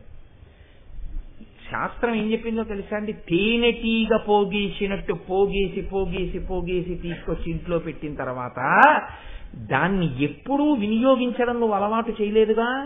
ధర్మం వదిలిపెట్టి తేవడం ఒకటే మప్పేవు దానికి. ఇప్పుడు అది ఏం చేస్తుంది? కరెన్సీ అంటారు మన వాళ్ళు డబ్బుని. కరెన్సీ అంటే కరెంట్ అంటే దట్ విచ్ ఫ్లోస్, కదిలితేనే ఉపయోగం. డబ్బు తీసుకెళ్లి లోపల పెట్టేశారనుకోండి ఉపయోగం ఉండదు. డబ్బు ఖర్చు పెడుతుండాలి, సంపాదిస్తుండాలి. కదులుతుంటేనే మీ జన్మకు ఉద్ధరణ. కానీ ఎప్పుడు ముక్కు కంపు వచ్చేట్టుగా నోట్ల కట్టలు దాచుకుంటే ఉపయోగం ఏమి ఉండదు. కాబట్టి ఇప్పుడు ఎంత గొప్ప మాట చెప్తున్నారో చూడండి. చత్వారో ధనదాయాదాహ ధర్మాగ్ని నృపతస్కరాహ తేషాం జ్యేష్ఠావమానేన త్రయః కుప్యంతి సోదరాహ. ధనానికిట తప్పకుండా నలుగురు అన్నగారులు ఉన్నారట. అందులో మొట్టమొదటి అన్నగారు ధర్మం, ఆ తర్వాత ముగ్గురు తమ్ముళ్ళు. వాళ్ళు అంటే చిన్నన్నగారు, బుల్లన్నగారు, ఏదో చిట్టి అన్నగారు, ముగ్గురు. అగ్ని, రాజు, దొంగ. ధనం అనేటటువంటి తమ్ముణ్ణి మీ ఇంటికి తెచ్చి పెట్టుకున్నప్పుట ఈ పైన ఉన్న నలుగురు అన్నగారులలో పెద్దన్నగారి జోలికి మీరు వెడితే, తీసుకొచ్చినప్పుడు కానీ ఖర్చు పెట్టేటప్పుడు కానీ పెద్దన్నగారి పేరు మీరు తేకపోతే, అంటే ధర్మం ప్రసక్తి మీరు తేలేదనుకోండి, పెద్దన్నగారు శాంతంగా ఉంటాడు, ఆయన ఏమనడు. పోండి ధర్మం వదిలేసి పట్టుకెళ్ళి సంపాదించుకు పెట్టుకున్నాడు రా అంటే ధర్మానికి వాడ్డావు, ధర్మానికి ఉపయోగించరా డబ్బు, అయినా ఏమనట్ట వాడు అంతేరా, నన్ను పట్టించుకోడురా, సంపాదించినప్పుడు పట్టించుకోడు, ఖర్చు పెట్టినప్పుడు పట్టించుకోడు అంటట. కానీ ఆ ధర్మానికి ముగ్గురు తమ్ముళ్ళు ఉన్నారు, వాళ్ళు ఊరుకోరట. వాళ్ళు ముగ్గురు దీన్ని వెంటనే పట్టుకుపోతారట. ఎవరోట తెలుసండి ఆ ముగ్గురు? అగ్నిహోత్రుడు ఎప్పుడో రాజు, ఎప్పుడో ఉండవలసిన దానికన్నా ఎక్కువ ఉందని రైడ్ చేసి ఆయన పట్టుకుపోతాడు. దొంగ చక్కగా సమయం చూసి ఆయన వచ్చి పట్టుకుపోతాడు. కాబట్టి ధర్మాన్ని ఒక్కదాన్ని వదిలితే ఈ ముగ్గురు తమ్ముళ్ళు ఎప్పుడో వచ్చి పట్టుకెళ్ళిపోతారు. ఏం చేశావు? దాచిపెట్టి. తేనెటీగ ఏం చేసింది? దాచిపెట్టి. ఎవరో ఒకడు పొగబెట్టి తేనెటీగల్ని తరివేసి తీసుకెళ్లి పట్టు నలిపేశాడు. నీవు ఇలా పెట్టింది ఏదైనా ఉంటే మిగిలిన దాన్ని రక్షించడానికి ఉపయోగపడుతుంది. ఎందుకంటే ధర్మం గౌరవింపబడుతోంది కాబట్టి ఈ ముగ్గురు తమ్ముళ్ళు నీ జోలికి రారు. ఈ ముగ్గురు తమ్ముళ్ళు నీ జోలికి రాకుండా ఉండాలంటే పెద్దన్న గారిని గౌరవించడమే సౌభాగ్యం. ఈ సౌభాగ్యం నీకు అబ్బాలంటే, ఇటువంటి నడువడి కలగాలి అంటే అమ్మవారి అనుగ్రహాన్ని నువ్వు ఎప్పుడూ లోపల మననం చేస్తూ ఉండాలి. ఇది లేనటువంటిది, అసలు ఇటువంటి పట్టింపులేవీ లేకుండా అలా చెప్తారు కానండి, ఉట్టిది సంపాదించుకోవడం అంత మంచి పని లేదని అదే పనిగా సంపాదించుకోవడం, అదే పనిగా దాచుకోవడం చేసినటువంటి వాడికి ఆఖరికి ఒకనాడు తన బలమంతా కరిగిపోతుంది. ఇప్పుడు ఆ బలం మళ్లీ రమ్మంటే రాదు. ఇంద్రియముల యొక్క పటుత్వం మళ్లీ రమ్మంటే రాదు. ఇంత కష్టపడి సంపాదించి తెచ్చి పెట్టుకున్నటువంటి ఈ ఐశ్వర్యం రక్షించడానికి పనికి రాకుండా పోతుంది. నాకు సభలో వేదిక మీద కూర్చుని ఇంత పవిత్రమైన వేదిక మీద నాకు చెప్పడం ఇష్టం లేదు, కానీ ఎంతమంది ఎన్ని కుటుంబాలు నాకు తెలుసు. సంపాదించినప్పుడు వెర్రెక్కి సంపాదించి ధర్మం అనేటటువంటిది లేదు కాబట్టి అది దాని ఫలితాల్ని ఇవ్వడం మొదలు పెట్టేసిన తర్వాత ఇంట్లో ఉన్న వాళ్ళ ముఖాలు అంత అసహ్యకరంగా చూస్తూ ఈ డబ్బు వాళ్ళనెవ్వరినీ కాపాడలేక వాళ్ళందరూ ఇంటికి ఆ స్థితిలో వచ్చేస్తే, పెళ్లి చేసిన పిల్ల 2 పిల్లలతో విధవయ్య ఇంటికి వచ్చేస్తే, ఇంట్లో ఉన్నటువంటి కోడలకి పిచ్చెక్కిపోతే, కొడుకు దురలవాట్ల పాలైపోయి తండ్రినే చెప్పెట్టి కొడుతూ ఉంటే, బ్యాంకులో ఉన్న కోట్లు ఇలా చేసేసాయిరా నా సంసారాన్నని బెంగ పెట్టుకుని అన్నం తిందామని కూర్చుంటే పిచ్చెక్కిన కోడలు వచ్చి పళ్ళెం విసిరేస్తే ఇల్లు శోకభూయిష్టం అయిపోయి ఉంటే ఎటువంటి స్థితిని పొందుతాడో తెలుసా అండి. నేను ఆ మాట అనడానికి నాకు మనస్సు రావట్లేదు, కానీ ఏమనుకుంటున్నావో, అమ్మవారు చెప్పిన మాటలు నీకు ఎందుకు శరీరం ఇవ్వబడిందో, ఎందుకు వాక్ ఇవ్వబడిందో నువ్వు గుర్తు పెట్టుకోనప్పుడు, అనుభవించినప్పుడు బాధపడిపోతావు. అనుభవంలోకి వచ్చినప్పుడు, కష్టమన్నది ఇచ్చినప్పుడు కూడా చేసిన పాపానికి ఎలా ఇస్తారో తెలుసా? అప్పటిది సౌభాగ్యం కాదు, దౌర్భాగ్యం అయి కూర్చుంటుంది. ఎలా వస్తుందో తెలుసా? క్రోశం తశిష్యవ స్రవచ్చ సదనం ధూమాయమానశిఖీ క్షారం వారిమలీయసం చవసనం దీపస్య దీప్యాజడ శయ్యామత్కుణుని హవిష్యమశనం పంధాస్య పంకావిల భార్యా చ ప్రియవాదినీతి సమ్మహత్వాపస్య చైతత్ఫలం. ఈశ్వరుడు చెప్పినటువంటి వాక్కుని అతిక్రమించి నా ఇష్టం వచ్చినట్టు తిరుగుతానని తిరిగిన వాడి బతుకు ఏమైపోతుందో తెలుసా? ఏకకాలములో ఇలా అనుభవించవలసి వస్తుంది. ఆ మాటలు పక్కన పెట్టి కదా తిరిగావు. ఇవొక్కటి నాకు అక్కర్లేదని కను తిరిగావు, తిరిగి ఇవన్నీ నన్ను రక్షిస్తాయని కను తెచ్చిపెట్టావు. తెచ్చిపెట్టి శరీరం వదిలిపెట్టిన తరువాత ఆ ఫలితం మిగిలిన వాళ్ళు పంచుకొని సంతోషిస్తారు. ఆ తెచ్చిపెట్టినటువంటి పాప ఫలితం కట్టి కుడిపిన నాడు నువ్వెలా ఉంటావో తెలుసా అని అడిగింది శాస్త్రం. ఇంట్లో క్రోశం తస్సిశవ, ఎప్పుడు పిల్లల ఏడుపులు.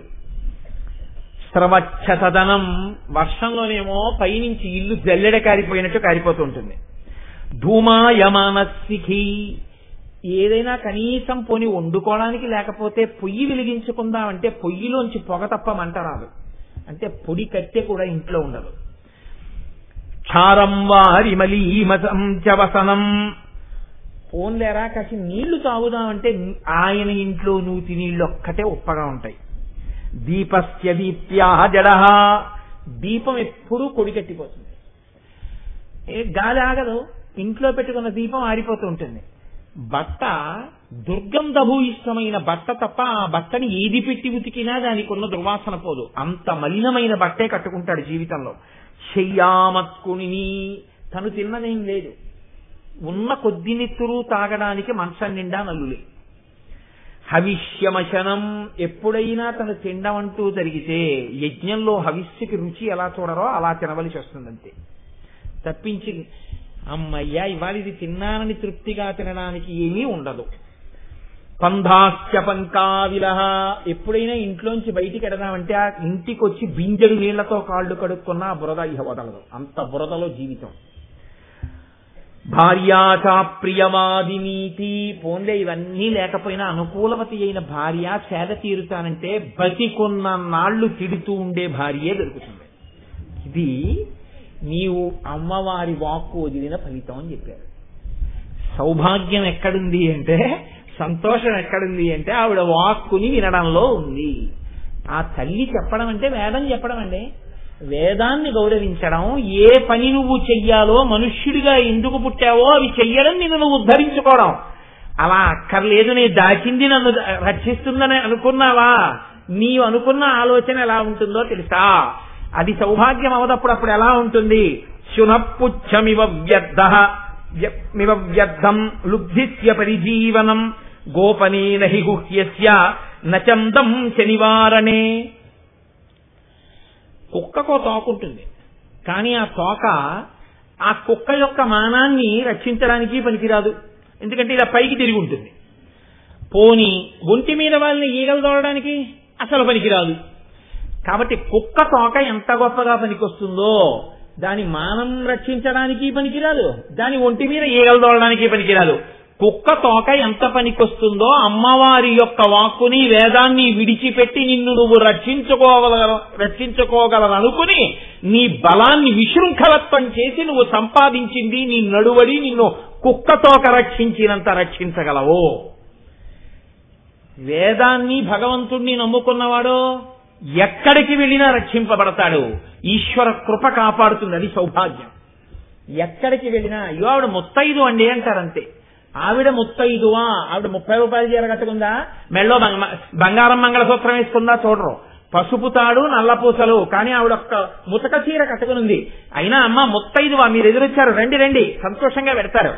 పొద్దున్నే శుక్రవారం బయటికి వెళ్ళేటప్పటికి ఆవిడ కనపడింది, అమ్మ రండి, ఇంట్లోకి పిలిచి 2 అరటిపళ్ళు చేతులు పెడతారు, తాంబూలం పెట్టి బొట్టు పెడతారు. ఇవన్నీ దేని వల్ల వచ్చాయి? ఆయన ఉండడం వల్ల వచ్చాయి. అమ్మవారి వాక్కు గుండెల్లో ఉంది, నువ్వు ఎక్కడికెళ్ళినా సౌభాగ్యమే. అదొక్కటి వదిలించావు, నువ్వు ఎక్కడికెళ్ళినా దౌర్భాగ్యమే. వెంట పట్టుకుంటుంది సుమా, ఇది పట్టుకోవడం సౌభాగ్యం. కాబట్టి నీ జీవితాన్ని మార్చుకోవడానికి ప్రయత్నం చెయ్యి. ఇది వదిలిపెట్టేసి ఈయన ఇలాగే అంటాడండి, ఇవన్నీ నాకెందుకండి, ఇవన్నీ అక్కర్లేదు, పనికి మాలిన మాటలు చాలా ఉంటాయి లోకంలో చెప్పేవాళ్ళవి. నీకు కావలసినంత మాంసం తినేయి, విష్ణు సహస్రం చదువుకోవడం ఎందుకు మానేయి, ఇలా చెప్పే ఉంటాయి. అవి చాలా సంతోషంగా ఉన్నాయని నెత్తి మీద పెట్టుకుంటే ఏమవుతావో తెలుసా నీ బతుకు.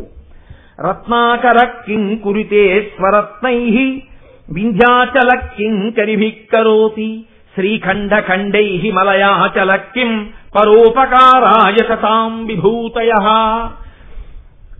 సముద్రుడి దగ్గర అనేక రత్నాలున్నాయి, ఎవరికి పనికొచ్చాయి? ఎవరికైనా ఇచ్చారా రత్నం? ఎవ్వరికీ పనికిరాదు. ఉన్నాయని దరిద్రం ఉందని మీరు లోపలికి వెళ్ళడానికే ఉండదు, ఉన్న ప్రాణం పోతుంది. సముద్రుడి దగ్గర ఉన్న రత్నాలు ఎంత ఉపయోగమో పెట్టుకోని వాడి దగ్గర ఉన్నవి అంతే ఉపయోగం. లోపలికెడితే దాహం వేసిన వాడికి నీటి బొట్టు కూడా ఉండదు, ఉప్పు నీరు. అలాగే వింధ్యాచల కిం కరిభిక్కరోతి, వింధ్యాచలంలో చాలా ఏనుగులు ఉన్నాయి, మీకేమిటి ఉపయోగం? ఓ ఏనుగుని వింధ్యాచలం మీకు ఏమైనా ఇస్తుందా? ఇవ్వదు. శ్రీఖండ ఖండై మలయాచల కిం, మలయాచలంలో చాలా గంధపు చెట్లున్నాయి, మీకు ఇస్తుందా ఓ గంధపు చెక్క? ఇవ్వదు. ఏమిటి ఉపయోగం? దీని వలన పరోపకారాయ సతాం విభూతయ, ఉన్నవాడు వాడ ఐశ్వర్యవంతుడు, ఇలా పెట్టుకున్నవాడ ఐశ్వర్యవంతుడు, వాణ్ణి చూసి లోకం నమస్కారం చేస్తుంది, మహానుభావుడు ఆయన ఇన్ని చేశాడు రా అంటుంది. కాబట్టి పెట్టినవాడెవడో వాడు ఉన్నవాడు, దాచుకున్నవాడెవడో వాడు పనికి మాలినవాడు. పైగా అమ్మవారు చెప్పిన మాటలు తల మీద పెట్టుకోవాలి గాని, వాటిని బుద్ధిలో పెట్టుకోవాలి గాని, పనికి మాలిన మాటలు తలలో పెట్టుకుంటే అవి నీ సౌభాగ్యకారకములు కావు, నీకు సౌభాగ్యము కలగడానికి అవకాశం ఉండదు. అది ఎలా ఉంటుందో తెలుసా? పనికి మాలిన మాటలు నెత్తి మీద పెట్టుకుని పనికి మాలిన మాటలు తొంగలో తొక్కడం అన్నది ఎలా ఉంటుంది అంటే, అబ్ధీరత్నమధో దత్తే దత్తే చ శిరసా తృణం అబ్ధేదేవ హి దోషోయం రత్నం రత్నం తృణం తృణం. ఓ గడ్డి పరకని అందులో వేస్తే సముద్రం తీసుకెళ్లి నెత్తి మీద పెట్టుకుంది, పైన రత్నాన్ని ఎక్కడికో తీసుకెళ్లి కింద పెట్టింది. కింద పెట్టినంత మాత్రాన రత్నం గౌరవం తగ్గిందా? నెత్తి మీద పెట్టుకుంటే సముద్రం నెత్తి మీద పెట్టుకుందని గడ్డి పరక గొప్పదయిందా?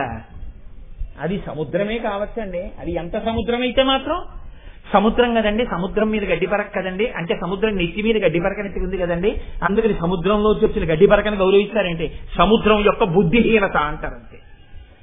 సముద్రం యొక్క బుద్ధిహీనత కాబట్టి అది గడ్డి పరకని నెత్తి మీద పెట్టుకుని రత్నాన్ని కాళ్ళ దగ్గర పెట్టుకుందండి, కింద పెట్టుకుంది. ఈ పనికి మాలిన బుద్ధి సముద్రం ఏం చేసింది ఒకటి తెలుసా అండి? బట్టలకి ప్రాధాన్యత ఇచ్చి అసలు లోపల ఉన్న వస్తువుని చూడగలిగినటువంటి గొప్పతనాన్ని పక్కన పెట్టేటట్టు చేసింది అన్నారు చమత్కారంగా చెప్పే కవులు. అలా ఎక్కడ చేసిందండి సముద్రం అన్నారు. పీతాంబరం కట్టుకున్నాడని లక్ష్మిని ఇచ్చింది, దిగంబరుడు కదా అని విషం ఇచ్చిందండి అన్నారు. హాలాహలం ఇచ్చింది కదండి పరమశివుడికి. అంటే ఎవరికి ఏం చెయ్యాలో, ఎక్కడ ఏమివ్వాలో, ఎవరు ఎటువంటి వారో గుర్తుపట్టలేని స్థితిని పొందుతావు అక్కర్లేనివి నెత్తి మీద ఎట్టుకుంటే. అది సముద్రమే కావచ్చు, పనికి మాలినవి నెత్తి మీద ఎట్టుకుంటే సముద్రమైనా తప్పే. కాబట్టి సముద్రం నెత్తి మీద ఎట్టుకుంది కదా అని చాలా గొప్పది పెట్టుకుంది అనరు, సముద్రం కాళ్ళ దగ్గర పెట్టుకుంది కదా అని చెప్పేసి అది పనికి మాలింది అనరు. సముద్రాన్ని ప్రమాణం చేసుకోరు.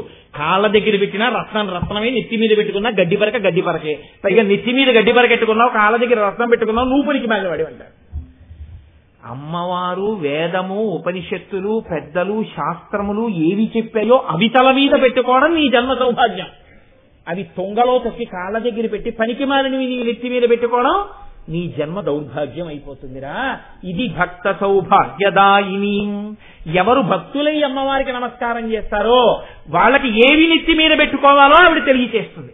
వాడి బుద్ధిలో మార్పు వచ్చి ఇవి తల మీద పెట్టుకోవాలని పెట్టుకుంటాడు. ఇంట్లో రామాయణం ఉంటుంది, ఇంట్లో భాగవతం ఉంటుంది, ఇంట్లో చక్కగా ఓ ధావళి ఉంటుంది, ఇంట్లో ఓ ఆచమన పాత్ర ఉంటుంది, ఇంట్లో పరమాచార్య మూర్తి ఉంటుంది, ఇంట్లో శంకరాచార్యుల వారి మూర్తి ఉంటుంది. పనికి మాలినవన్నీ ఇంట్లో ఉండి ఇవి మాత్రం లేవంటే వాడు సముద్రుడితో సమానం. వాడి గడ్డి పరకలు నెత్తి మీద పెట్టుకుంటాడు, రత్నాలు పాదాల దగ్గర ఉంటుకుంటాడు, పనికి మాలిన వాడు రావాలని గుర్తు. అప్పుడు సముద్రం కదా అని ఏం గౌరవం ఉండదు. తప్పు చేసినా సముద్రం సముద్రం, అది సముద్రం తప్పే కాదని మీరు అనగలరా? ఏమా అనగలరా? అనలేరు కదా. అలా ఉంటుంది. కాబట్టి ఈ బుద్ధి మార్చుకోరా, నువ్వు ఇలా మారకపోతే చాలా ప్రమాదంలో పడిపోతావురా అని అమ్మవారు మధ్య మధ్యలో చెప్పించాలనుకుంది అందరికీ. అప్పుడు ఆవిడ ఎంచుకున్న మార్గం ఏమిటో తెలిసాకండి? గృహస్థు యాచకుడి దగ్గరికి వెళ్ళి ఇవ్వడం కాకుండా యాచకుడు ఇంటి దగ్గరికి వచ్చే ఏర్పాటు చేసింది ఆవిడ. శాస్త్రంలో మర్యాద అంటే మీరే వెళ్ళి యాచకులందరూ ఎక్కడో కూర్చుంటారు, రావి చెట్టు కింద యాచకులు ఉంటారు, గృహస్థులకి ఇవ్వాలని నియమం పెట్టలేదు.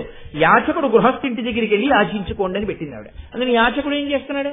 మీ ఇంటి దగ్గరికి వచ్చి అమ్మా భిక్షాందేహి అంటున్నాడు. భిక్షాందేహి అని ఇలా చెయ్యి చాపితే అమ్మవారు ఏం చెప్పిస్తున్నట్టోట తెలుసా అండి అందులో రహస్యం? ద్వారం ద్వారమటన్ భిక్షు శిక్షత్యేవం నయాచతే అదత్వా మాదృశో మా భూ తద్వా దత్వాత్వం త్వాదృశో భవః.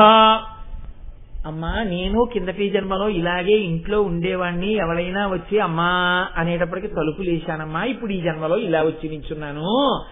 మీరు కూడా అలా తలుపులు వేసుకోకండమ్మా, వచ్చే జన్మలో మీరు కూడా ఇలాగే ఇంట్లో ఉండి వచ్చిన వాడికి పెట్టాలనుకుంటే మీ ఇంట్లో ఉన్నది ఏదో ఒకటి తెచ్చి నా చేతిలో వెయ్యండి, నాలా అయిపోకండి అని యాచకుడి చేత పాఠం చెప్పించడానికి ఇంటింటికి యాచకుడిని పంపించటం అమ్మవారు. కాబట్టి ఎంత గొప్ప మాటలు చెప్పారండి.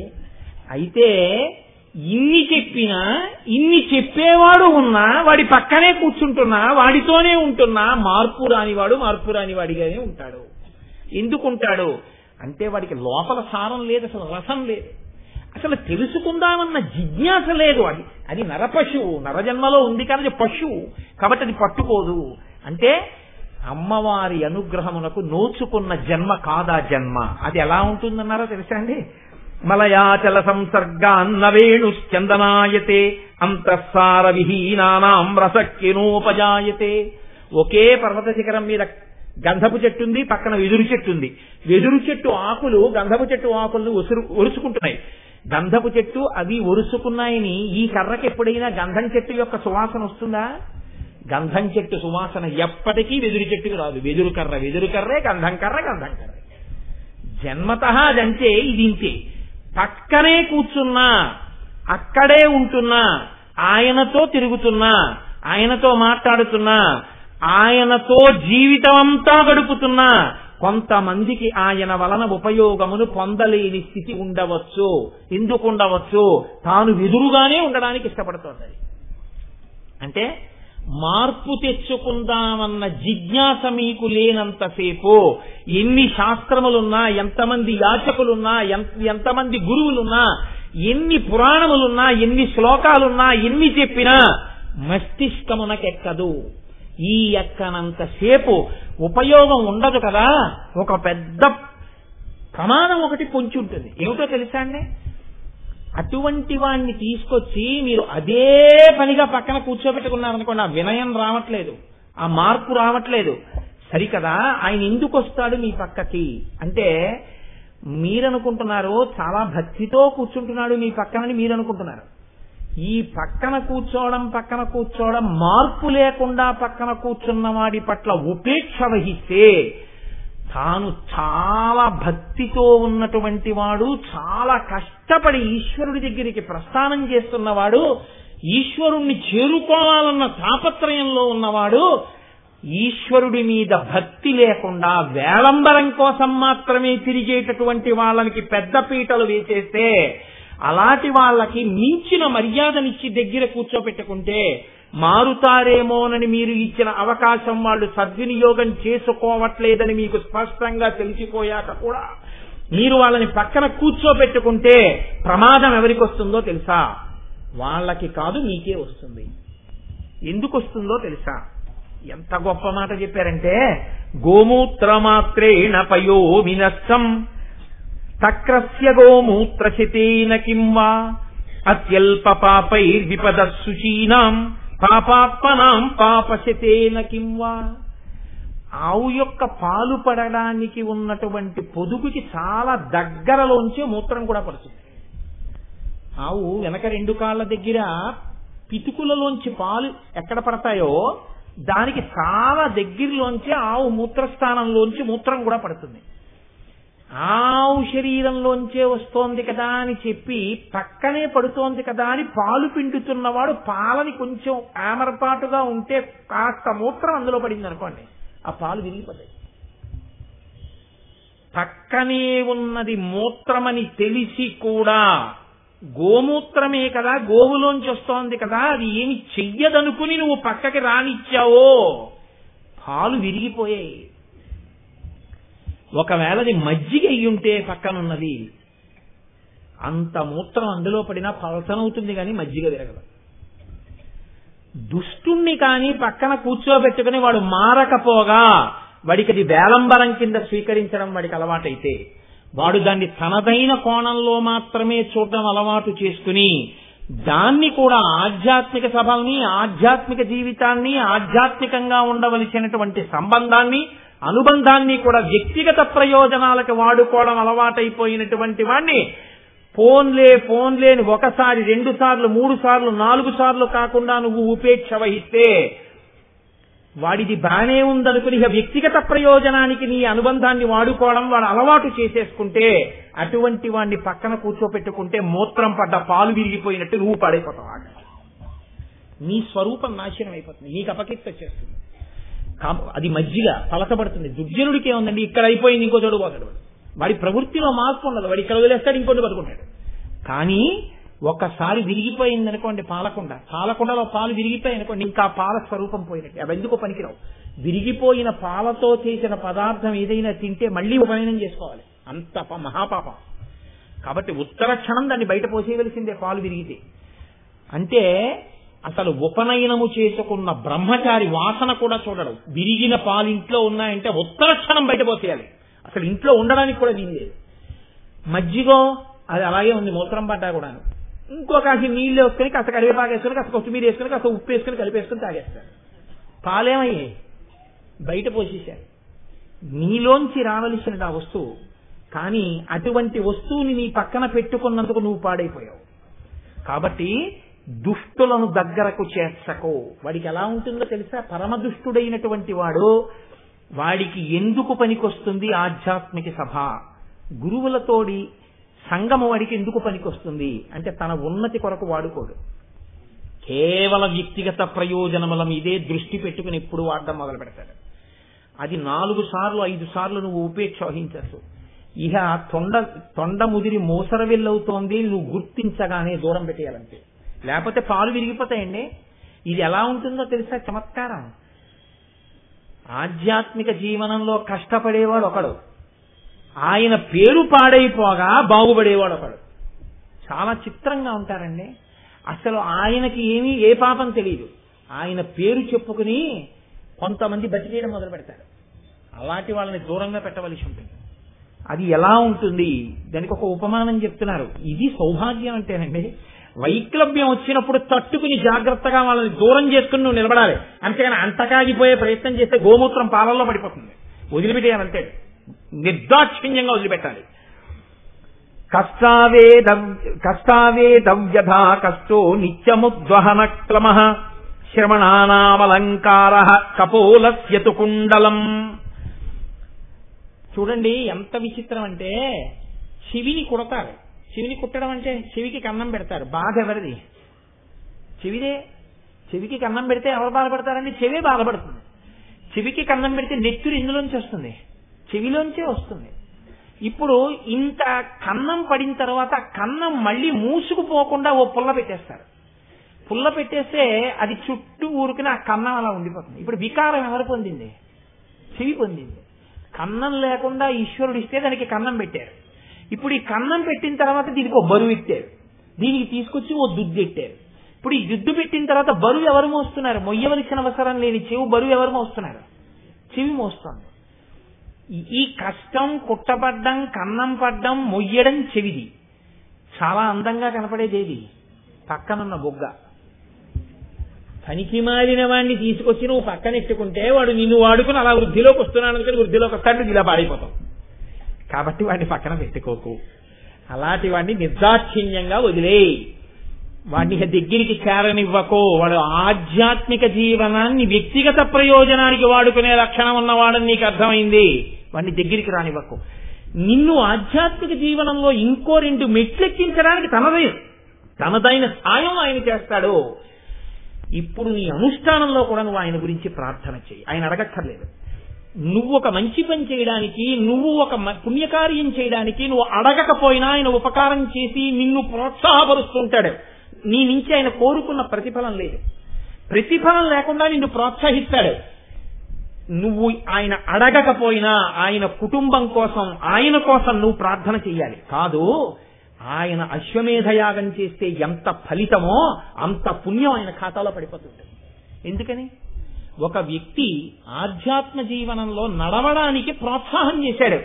ఆయన ఏ పుణ్యమూ స్వయంగా చేయకపోవచ్చు, ఈ పుణ్యం ఆయన్ని కాపాడేస్తుంటుంది, ఆయన కుటుంబాన్ని కాపాడేస్తుంటుంది. కాబట్టి అలా రక్షించడం, ప్రోత్సహించడం ఎంత గొప్పదో, ఆ ప్రస్థానం చేసే వాళ్ళ కాళ్ళు పట్టుకు లాగడం, అలాంటి వాళ్ళని స్వార్థ ప్రయోజనాలకు వాడుకోవడం అంతటి మహాదోషం. ఇది నువ్వు గమనించుకుని నిన్ను ప్రోత్సహించే వారి గురించి ప్రార్థన చెయ్యడం, నిన్ను లాగేయాలనుకున్న వాళ్ళని విడిచిపెట్టడం నీకు చేతనయ్యి ఉండాలి. అలా చేతనయ్యి ఉండడం సౌభాగ్యం, లేకపోతే ప్రమాదం కదండి. ఇన్ని రకాలుగా అమ్మవారి అనుగ్రహం మీ యందు ప్రచోదనం అయితే మీరు మెట్లెక్కుతుంటారు. పర్వతం శిఖరం మీదకి ఒక రాతిని చేర్చడానికి చాలా ప్రయత్నం చేయాలి. కిందకు దొల్లించేయడానికి ఏమక్కర్లేదు, తోసి వదిలేస్తే చాలు. ఎక్కడానికి చాలా కష్టం. 10 మంది ఉండాలి. 10 మంది తోస్తేనే రాయి శిఖరం మీదకి ఎక్కుతుంది. తనంత తాను ఒక్కడు తోస్తే రాయి ఎక్కదు. శిఖరం మీదకి రాయి ఎక్కిందంటే, ఒక విగ్రహం ప్రతిష్ఠ అయిందంటే మలిచిన వాళ్ళు, ప్రతిష్ఠ చేసిన వాళ్ళు ఎందరో ఉన్నారు. కానీ ఒక్క వ్యక్తి తనంత తానుగా ఈశ్వరుణ్ణి చేరుకోవడం అంత తేలికైన విషయం ఏం కాదు ఇటువంటి రోజుల్లో. కాబట్టి ఎవరితో కూడాలో వారితో కూడడం, ఎవరికి దూరం అవ్వాలో వారికి దూరంగా ఉంటూ ఉండడం నీకు రావాలి. అదే సౌభాగ్యము. కాబట్టి నేను ఎన్నని చెప్పగలను. కాబట్టి భక్త సౌభాగ్యదాయిని, ఇది మీరు అనుష్ఠాన పర్యంతంలోకి తెచ్చుకోకుండా, ఈ విషయాన్ని మీరు తెలుసుకోకుండా కేవలము భక్త సౌభాగ్యదాయిని అంటే ఆవిడ మీకు సౌభాగ్యం ఇస్తూ ఉంటుంది అని మాత్రమే అర్థం చేస్తున్నారు అనుకోండి. దాని వలన అంత ప్రయోజనం ఏమైనా ఉంటుందని మీరు అనుకుంటున్నారా? నేను అనుకోవట్లేదు. కాదు, భక్త సౌభాగ్యదాయిని అన్న మాట గురించి ఒక మహాద్భుతమైనటువంటి విషయాన్ని మీకు నేను విజ్ఞాపన చేస్తాను.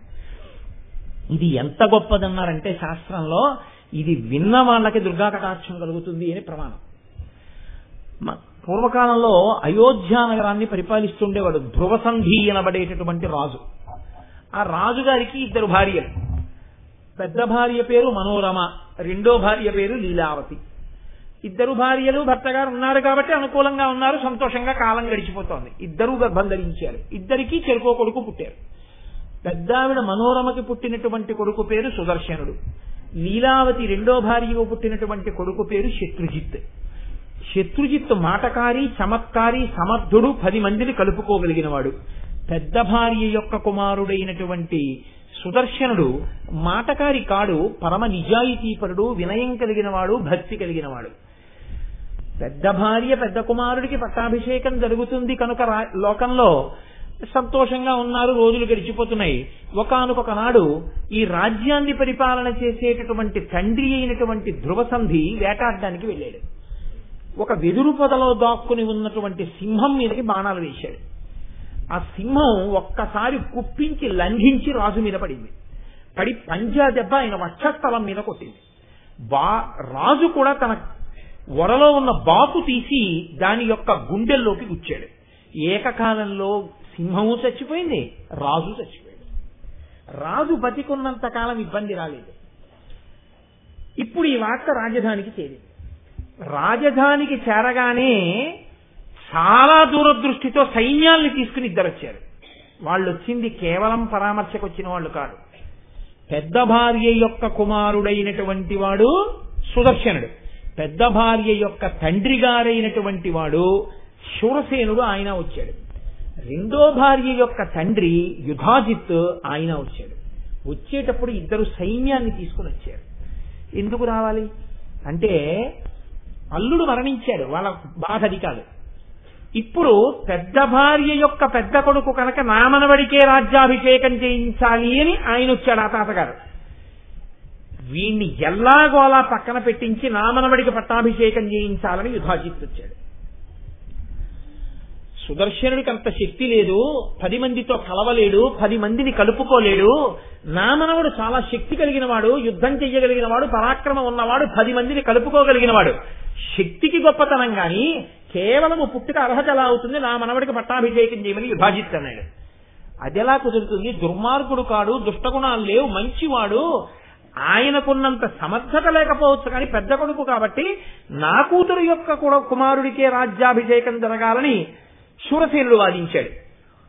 యుధాజిత్ అన్నాడు, కొంతమంది పెద్ద కుమారుడి వైపుకే మొగ్గు చూపడం గమనించి నేను ఈ పట్టాభిషేకం జరగనివ్వను, యుద్ధభూమిలో కలుసుకుందామని. ఇంకా అల్లుడు మరణించి 11 రోజులు అవ్వలేదు, వీళ్ళిద్దరూ యుద్ధం మొదలెట్టారు. జయాపజయములు విధి నిర్ణీతములు. లోపలేమో బిక్కుబిక్కుమంటూ మనోరమ లీలావతి కాలక్షేపం చేస్తున్నారు. చిత్రం ఏంటో తెలుసా అండి? ఎవరి కొడుకు రాజు అవుతాడో 2లో ఎవరికీ తెలియదు. అందుకని వాళ్ళిద్దరికీ ఒకళ్ళకి సానుభూతి ఉంది. 2 భార్యలుగా బతికాము, 2 కలిసిమెలిసి ఉన్నాం, 2 పక్కన కూర్చున్నాం. కానీ ఇవాళ పరిస్థితి ఇలా దాపురించిందని వాళ్ళు అదుపు చేయలేని స్థితి. యుద్ధం జరిగిపోయింది. పెద్ద భార్య అయిన మనోరమ తండ్రి శూరసేనుడు మరణించాడు. రెండవ భార్య అయినటువంటి లీలావతి తండ్రి యుధాజిత్తు గెలిచాడు. ఈ వార్త అంతఃపురానికి వెళ్ళింది. ఆవిడ బాగా ఆలోచించి మనోరమ చాలా గొప్ప మాట ఒకటి అందండి. అభక్ష్య భక్షణం లోభ అగమ్య గమనం తథా కిలాతే కడు కృష్ణార్థో ధర్మత్యాగం తథా పునః అంది. ఒక్కసారి ధర్మాన్ని విడిచిపెట్టేయడం అనేటటువంటిది మొదలు పెట్టేస్తే తినకూడనివి తినేయచ్చు, చేయకూడనివి చేసేయచ్చు అంది. అభక్ష్య భక్షణం లోభ అగమ్య గమనం తథా కరోతి కిల కృష్ణార్థో ధర్మత్యాగం తథా పునః. కాబట్టి ఆయన రాజ్యం కోసమే వచ్చాడు కాబట్టే నా తండ్రిని చంపేశాడు. నా కొడుక్కే పట్టాభిషేకం అవ్వాలి కానీ జరగనివ్వనన్నాడు కాబట్టి ఇప్పుడు అక్కడతో ఆగడు. నన్ను చంపేస్తాడు, నా కొడుకుని చంపేస్తాడు, శత్రుశేషం మిగలకూడదని అని లీలావతి దగ్గరికి వెళ్ళి, ఇప్పుడు సవతి కాదు రాజమాత, బలం ఆవిడకుంది, నేను ఇలా చెప్పక తప్పదు అని ఆవిడ వెళ్ళి నా తండ్రి యొక్క పార్థివ శరీరాన్ని చూసొస్తాను యుద్ధభూమిలో, ఒక్కసారి వెడుతున్నానని చెప్పింది.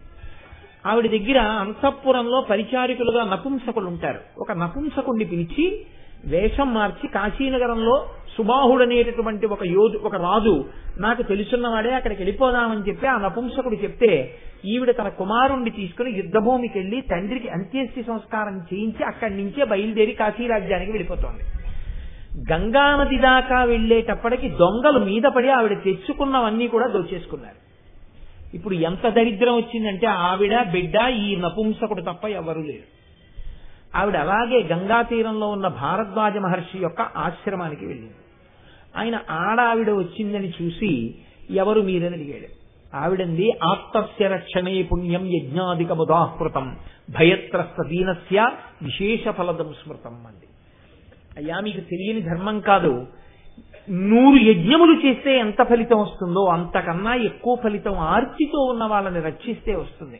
అందున భయత్రస్త దీనస్య, భయంతో ఉన్నాం, దీనులుగా ఉన్నాం, మమ్మల్ని రక్షించండి అంది. ఏమిటి మీకు భయం, ఎందుచేత దైన్యం ఉంది అని అడిగాడు. ఆవిడంది మొత్తం కథ అంతా చెప్పింది. ఆయన అన్నాడు మీకేం బెంగలేదు, నా ఆశ్రమంలో ఉండండి అన్నాడు. అక్కడ ఉంటున్నారు వాళ్ళందరూ, చక్కగా ఆశ్రమంలో జీవనం గడుపుతున్నారు. చారులను పంపించి వెతికిస్తున్నాడు ఎక్కడ ఉన్నారు వీళ్ళిద్దరూ తల్లి కొడుకు అని. అక్కడ ఒక చిత్రమైన సంఘటన జరిగింది. ఈ నపుంసకుణ్ణి క్లీబా అంటారు. ఒకానొక నాడు ఆ ముని ఆశ్రమంలో ఉండేటటువంటి ఒక పిల్లవాడు ఈ నపుంసకుణ్ణి పిలవవలసి వచ్చింది. అవమానించాలని కాదు, ఆయన మామూలుగా పిలవడంలో క్లీబా అని పిలిచాడు. ఆయన వెంటనే పలికాడు, ఏం కావాలి అని అడిగాడు. ఈయన ఋషి పిలుస్తున్నారు అన్నాడు. ఆయన వెళ్ళిపోయాడు. కానీ ఈ రాజకుమారుడైనటువంటి సుదర్శనుడు ఈ పిలుపు విన్నాడు, క్లీబా అన్న పిలుపు.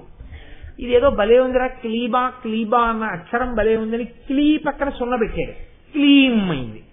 అదేదో సరదాగా ఉందని క్లీం క్లీం క్లీం అంటుండేవాడు. పడుకున్నా లేచినా తిరుగుతున్నా ఏం చేస్తున్నా అక్షరం అంటుండేవాడు. తెలియదు ఆ అక్షరం బీజాక్షరం అని. దాన్ని అదే పనిగా పలకడం మొదలెట్టాడు. అది కొన్ని కోట్ల పర్యాయములు అయిపోయింది. అక్కడ కాశీరాజు సుబాహుని యొక్క కుమార్తె శశికళ అని ఉంది. ఆమె నిద్రపోతుంటే ఆమె కలలోకి అమ్మవారు ఒకసారి స్వప్నంలో సాక్షాత్కరించి, నీకు యోగ్యుడైన భర్తని నేను నిర్ణయించాను, నీ సౌభాగ్యము ఆయన వలన కలుగుతుంది, కాబట్టి నువ్వు ప్రస్తుతం రాజ్యం లేదు కానీ అయోధ్యానగరాధీశుడైనటువంటి ధ్రువసంధి యొక్క పెద్ద భార్య అయిన మనోరమ కుమారుడైనటువంటి సుదర్శనుడిని వివాహం చేసుకో అని చెప్పింది. ఈవిడ యొక్క మనస్సులో వచ్చిన మార్పు, నడువడిలో వచ్చిన మార్పు చూసి తండ్రి సుమాహుడు స్వయంవరం ప్రకటించాడు. ఇచ్ఛా స్వయంవరం అంటే ఆవిడ ఎవరి మెడలో దండ వేస్తుందో ఆయన్నే వివాహం చేసుకుంటుంది. ఆవిడ అందచందాల గురించి విని రాజులందరూ వచ్చేసారు, కొన్ని వేల మంది కూర్చున్నారు. ఇప్పుడు తండ్రి అన్నాడు, అమ్మ దండ పట్టుకుని వెయ్యి అన్నాడు. అంటే ఆవిడంది, నేను వేశ్యను కాలేను అంది. అదేమిటి అన్నాడు. నేను ఈ దండ పట్టుకుని వెడుతున్నప్పుడు అక్కడ ఉన్న వాళ్ళందరూ ఈమె మాకు భార్య అయితే బాగుండు, మాకు భార్య అయితే బాగుండు, మా మెళ్ళలో దండేస్తే బాగుండు అనుకుంటారు. అలా నేను అనిపించుకోవడానికి ఇష్టపట్టలేదు, ఎందుకంటే నేను ఏ రాజకుమారుణ్ణి చూడక్కర్లేదు కనుక. నేను ఇప్పటికే ఒకరికి భార్యని మానసికంగా. అమ్మవారు నాకు స్వప్నంలో చెప్పింది నేను సుదర్శనుడి భార్యని, అందుకని ఆయన్ని నేను ఇప్పటికే ఒక బ్రాహ్మణుడి ద్వారా సందేశం పంపించి, ఆయన భారద్వాజ మహర్షి ఆశ్రమంలో ఉండే బ్రాహ్మణుడు నాకు ఒక రోజు తటస్థపడ్డాడు, సుదర్శనుడిని రమ్మన్నాను. ఆయన బయలుదేరి వచ్చేస్తాడు, స్వయంవరంలో ఉంటాడు అని నాకు నమ్మకం. అందుకని ఆయన ఎక్కడున్నారో వెతికి పిలిపించి పెళ్లి చేసేయండి నాన్న, నేను వెళ్ళను స్వయంవరంలోకి అని. కూతురు యొక్క పాతివ్రత్యాన్ని మెచ్చుకున్నాడు. కానీ యుధాజిత్తు శత్రుజిత్తుని తీసుకుని వచ్చాడు, తన మనవడికి ఇచ్చి పెళ్లి చేద్దాం శశికళని. ఏం జరుగుతుందో అని ఆలోచిస్తున్నాడు. అక్కడ బయలుదేరేటప్పుడు తల్లి బెంగబెట్టుకుంది, నాన్న నిన్ను ఏం చేస్తారో రా అని. ఆయన అన్నాడు, అమ్మవారు నన్ను రక్షిస్తుందమ్మా అన్నాడు. మీకు కొద్ది రోజుల్లో ఆ శ్లోకాన్ని పంచి పెడతారు. సర్వదా సర్వదేశేషు పాతుత్వాం భువనేశ్వరి మహామాయా జగద్ధాత్రి సచ్చిదానంద రూపిణి అని ఆశీర్వచనం చేసింది. అమ్మవారు నువ్వు ఎక్కడ ఉన్నా, ఏ కాలంలో, ఏ దేశంలోనైనా నిన్ను రక్షించుగాక ఆశీర్వచనం చేసింది. తల్లిని కూడా తీసుకుని కొడుకు స్వయంవరానికి వచ్చాడు. మిగిలిన రాజకుమారులు అన్నారు, రాజ్యం లేని నువ్వు ఎందుకు వచ్చావు స్వయంవరానికి, వెళ్ళిపోతావా, లేకపోతే యుధాజిత్తుని చంపేస్తాడన్నాడు. అంటే ఆ పిల్లవాడు అన్నాడు సుదర్శనుడు, ఎక్కడిశ్చిది శత్రుత్వం మయా సహ నృపాత్మజాహ శాస్త్రాతస్య మహావిద్యాం నాహం జానామి శత్రుతాం అన్నాడు. నాకు శత్రుత్వం అంటే ఏమిటో తెలియదు, నేను ఎప్పుడూ ఎవరిని శత్రువుగా చూడలేదు, నన్ను ఎందుకు చంపేస్తారు, ఏమిటి కారణం, నేనేం తప్పు చేశాను, నాకు కబురు వచ్చింది వచ్చాను, ఆమె దండ వేస్తే పెళ్లి చేసుకుంటాను, లేకపోతే వెళ్ళిపోతాను మా అమ్మని తీసుకుని. రాజ్యం అంటారా, నాకు జగదంబ ఇస్తే రాజునవుతాను, నా జగదంబ ఇవ్వకపోతే ఆవిడ పాదాలే నాకు రాజ్యం, ఆవిడ్ని చేయించుకుంటానన్నాడు. మిగిలిన వాళ్ళు అన్నారు, ఇంత మంచిగా మాట్లాడుతున్నాడు ఈ పిల్లవాడిని చంపడం ఎందుకన్నారు. యుధాజిత్తు మాత్రం నేను చంపుతానన్నాడు. కేరళ దేశాధిపతి మిగిలిన వాళ్ళు కలిసి అలా చంపడానికి వీల్లేదు, పెళ్లి కోసం వచ్చాడు ఆ పిల్లాడు. ఆమె స్వయంవరంలో దండ వేస్తే అప్పుడు చూద్దాం, అప్పటి వరకు నువ్వు ఈ పని చేయకూడదన్నారు. సరే ఆ పిల్ల లోపలికి రాలేదు, నేను సుదర్శనుణ్ణి పెళ్లి చేసుకుంటానని హఠం చేసి కూర్చుంది. తండ్రికి ఏం చెయ్యాలో అర్థం కాలేదు. బయటికి వస్తే పిల్లని తీసుకొస్తావా చంపమంటావా అని యుధాజిత్తు రాజులు కూర్చున్నారు. లోపలికి వెడితే రమ్మంటే పిల్ల రావట్లేదు. ఏం చెయ్యాలో అర్థం కాక కూతురు చెప్పిన మాట మీదటే తండ్రి ఒక ఆలోచన చేశాడు. శశికళ అంది, నాన్న ఎందుకు వచ్చిన అల్లరి, వివాహ విధినేదేది కన్యాదానం శుభేదినే కాబట్టి సుదర్శనాయ నృపతే యదీచ్ఛతి నృపం మమ, నన్ను సుదర్శనుడికి కన్యాదానం చేసి నాన్న కృతకృత్యుడివిక, అందరినీ ఏదో ఏమార్చు, రాత్రి తీసుకొచ్చి నాకు వివాహం చేసే సుదర్శనుడితో ఉంది. పిల్ల ఇంతగా జగదంబ రక్షిస్తుందని ఈ అమ్మాయి వాడు కూడా అంటున్నప్పుడు నేను ఎందుకు దూరం చేయాలనుకున్నాడు. అనుకుని నా పిల్ల చెప్పిన మాట వింటలేదు, రేపు స్వయంవరానికి తీసుకొస్తాను, ఇవాళకి మీరందరూ చక్కగా విందు స్వీకరించి విశ్రాంతి తీసుకోండి అన్నాడు. రాత్రికి రాత్రి సుదర్శనుండి అంతఃపురంలోకి తీసుకెళ్లి మనోరమా సమక్షంలో వివాహం చేసేశాడు. చేసేసి, నాయనా నీకు ఈ కాశీరాజ్యాన్ని ఇచ్చేస్తున్నాను, నేను సైన్యాధిపతిగా ఉంటాను, నువ్వు రాజ్యం ఏలు అన్నాడు. అంటే మనోరమ అంది, వద్దు తప్పది, మీరే రాజ్యం చెయ్యాలి పెద్దవారు, మాకు అమ్మవారు ఎప్పుడు రాజ్యం ఇస్తే అప్పుడు ఇస్తుంది, అప్పటి వరకు మాకు తల్లి తండ్రి గురువు దైవం అన్ని భారద్వాజ మహర్షి, మళ్ళీ మేము ఆశ్రమానికి వెళ్ళిపోతాం కోడల్ని తీసుకుని. ఆయనకు సంబారాలు ఇచ్చాడు. నా కూతురు నా మాట వినలేదు, పెళ్లి చేసేసుకుంది, కాబట్టి మీ అందరూ విందు స్వీకరించండి అన్నాడు. విందా లేకపోతే వినోదమా, ఎలా బయటికి వస్తాడో భార్యతో కలిసి చూస్తాం, దారిలో మాటు వేసి చంపేసి ఆ పిల్లని ఎత్తుకుపోతానని యుధాజిత్తు సైన్యంతో విడిది చేశాడు. మార్గంలో గూఢచారులు చెప్పారు. మనోరమకి చెప్పాడు ఆ పెండ్లి కుమార్తె యొక్క తండ్రి, అమ్మ బయటికి వెళ్ళవద్దు చంపేస్తారని చెప్పాడు. అయ్యా చావు కాని బతుకు కాని మన చేతిలో లేదు, జగదంబ చేతిలో ఉంది. ఆ తల్లి ఈ పిల్ల సౌభాగ్యం నిలబడడం అన్నది ఆ తల్లి చేతిలో ఉంది. నా కొడుక్కి రాజ్యం రావడం ఆ తల్లి చేతిలో ఉంది. మాకు ఈ భక్తి నిలబడడం ఆవిడ చేతిలో ఉంది. ఆవిడ ఎలా అనుగ్రహిస్తే అలా. మీరు ధైర్యం కోసం కొంత సైన్యాన్ని పంపండి, మేము భారద్వాజాశ్రమానికి వెళ్ళిపోతామన్నారు. వెళ్ళిపోతున్నారు. పక్క పొదల్లోంచి కొన్ని వేల సైన్యం వచ్చి మీద పడిపోయింది. మీద పడిపోతే ఏం చెయ్యాలో అర్థం కాక సాధ్యమైనంత వరకు యుద్ధం చేస్తున్నాడు.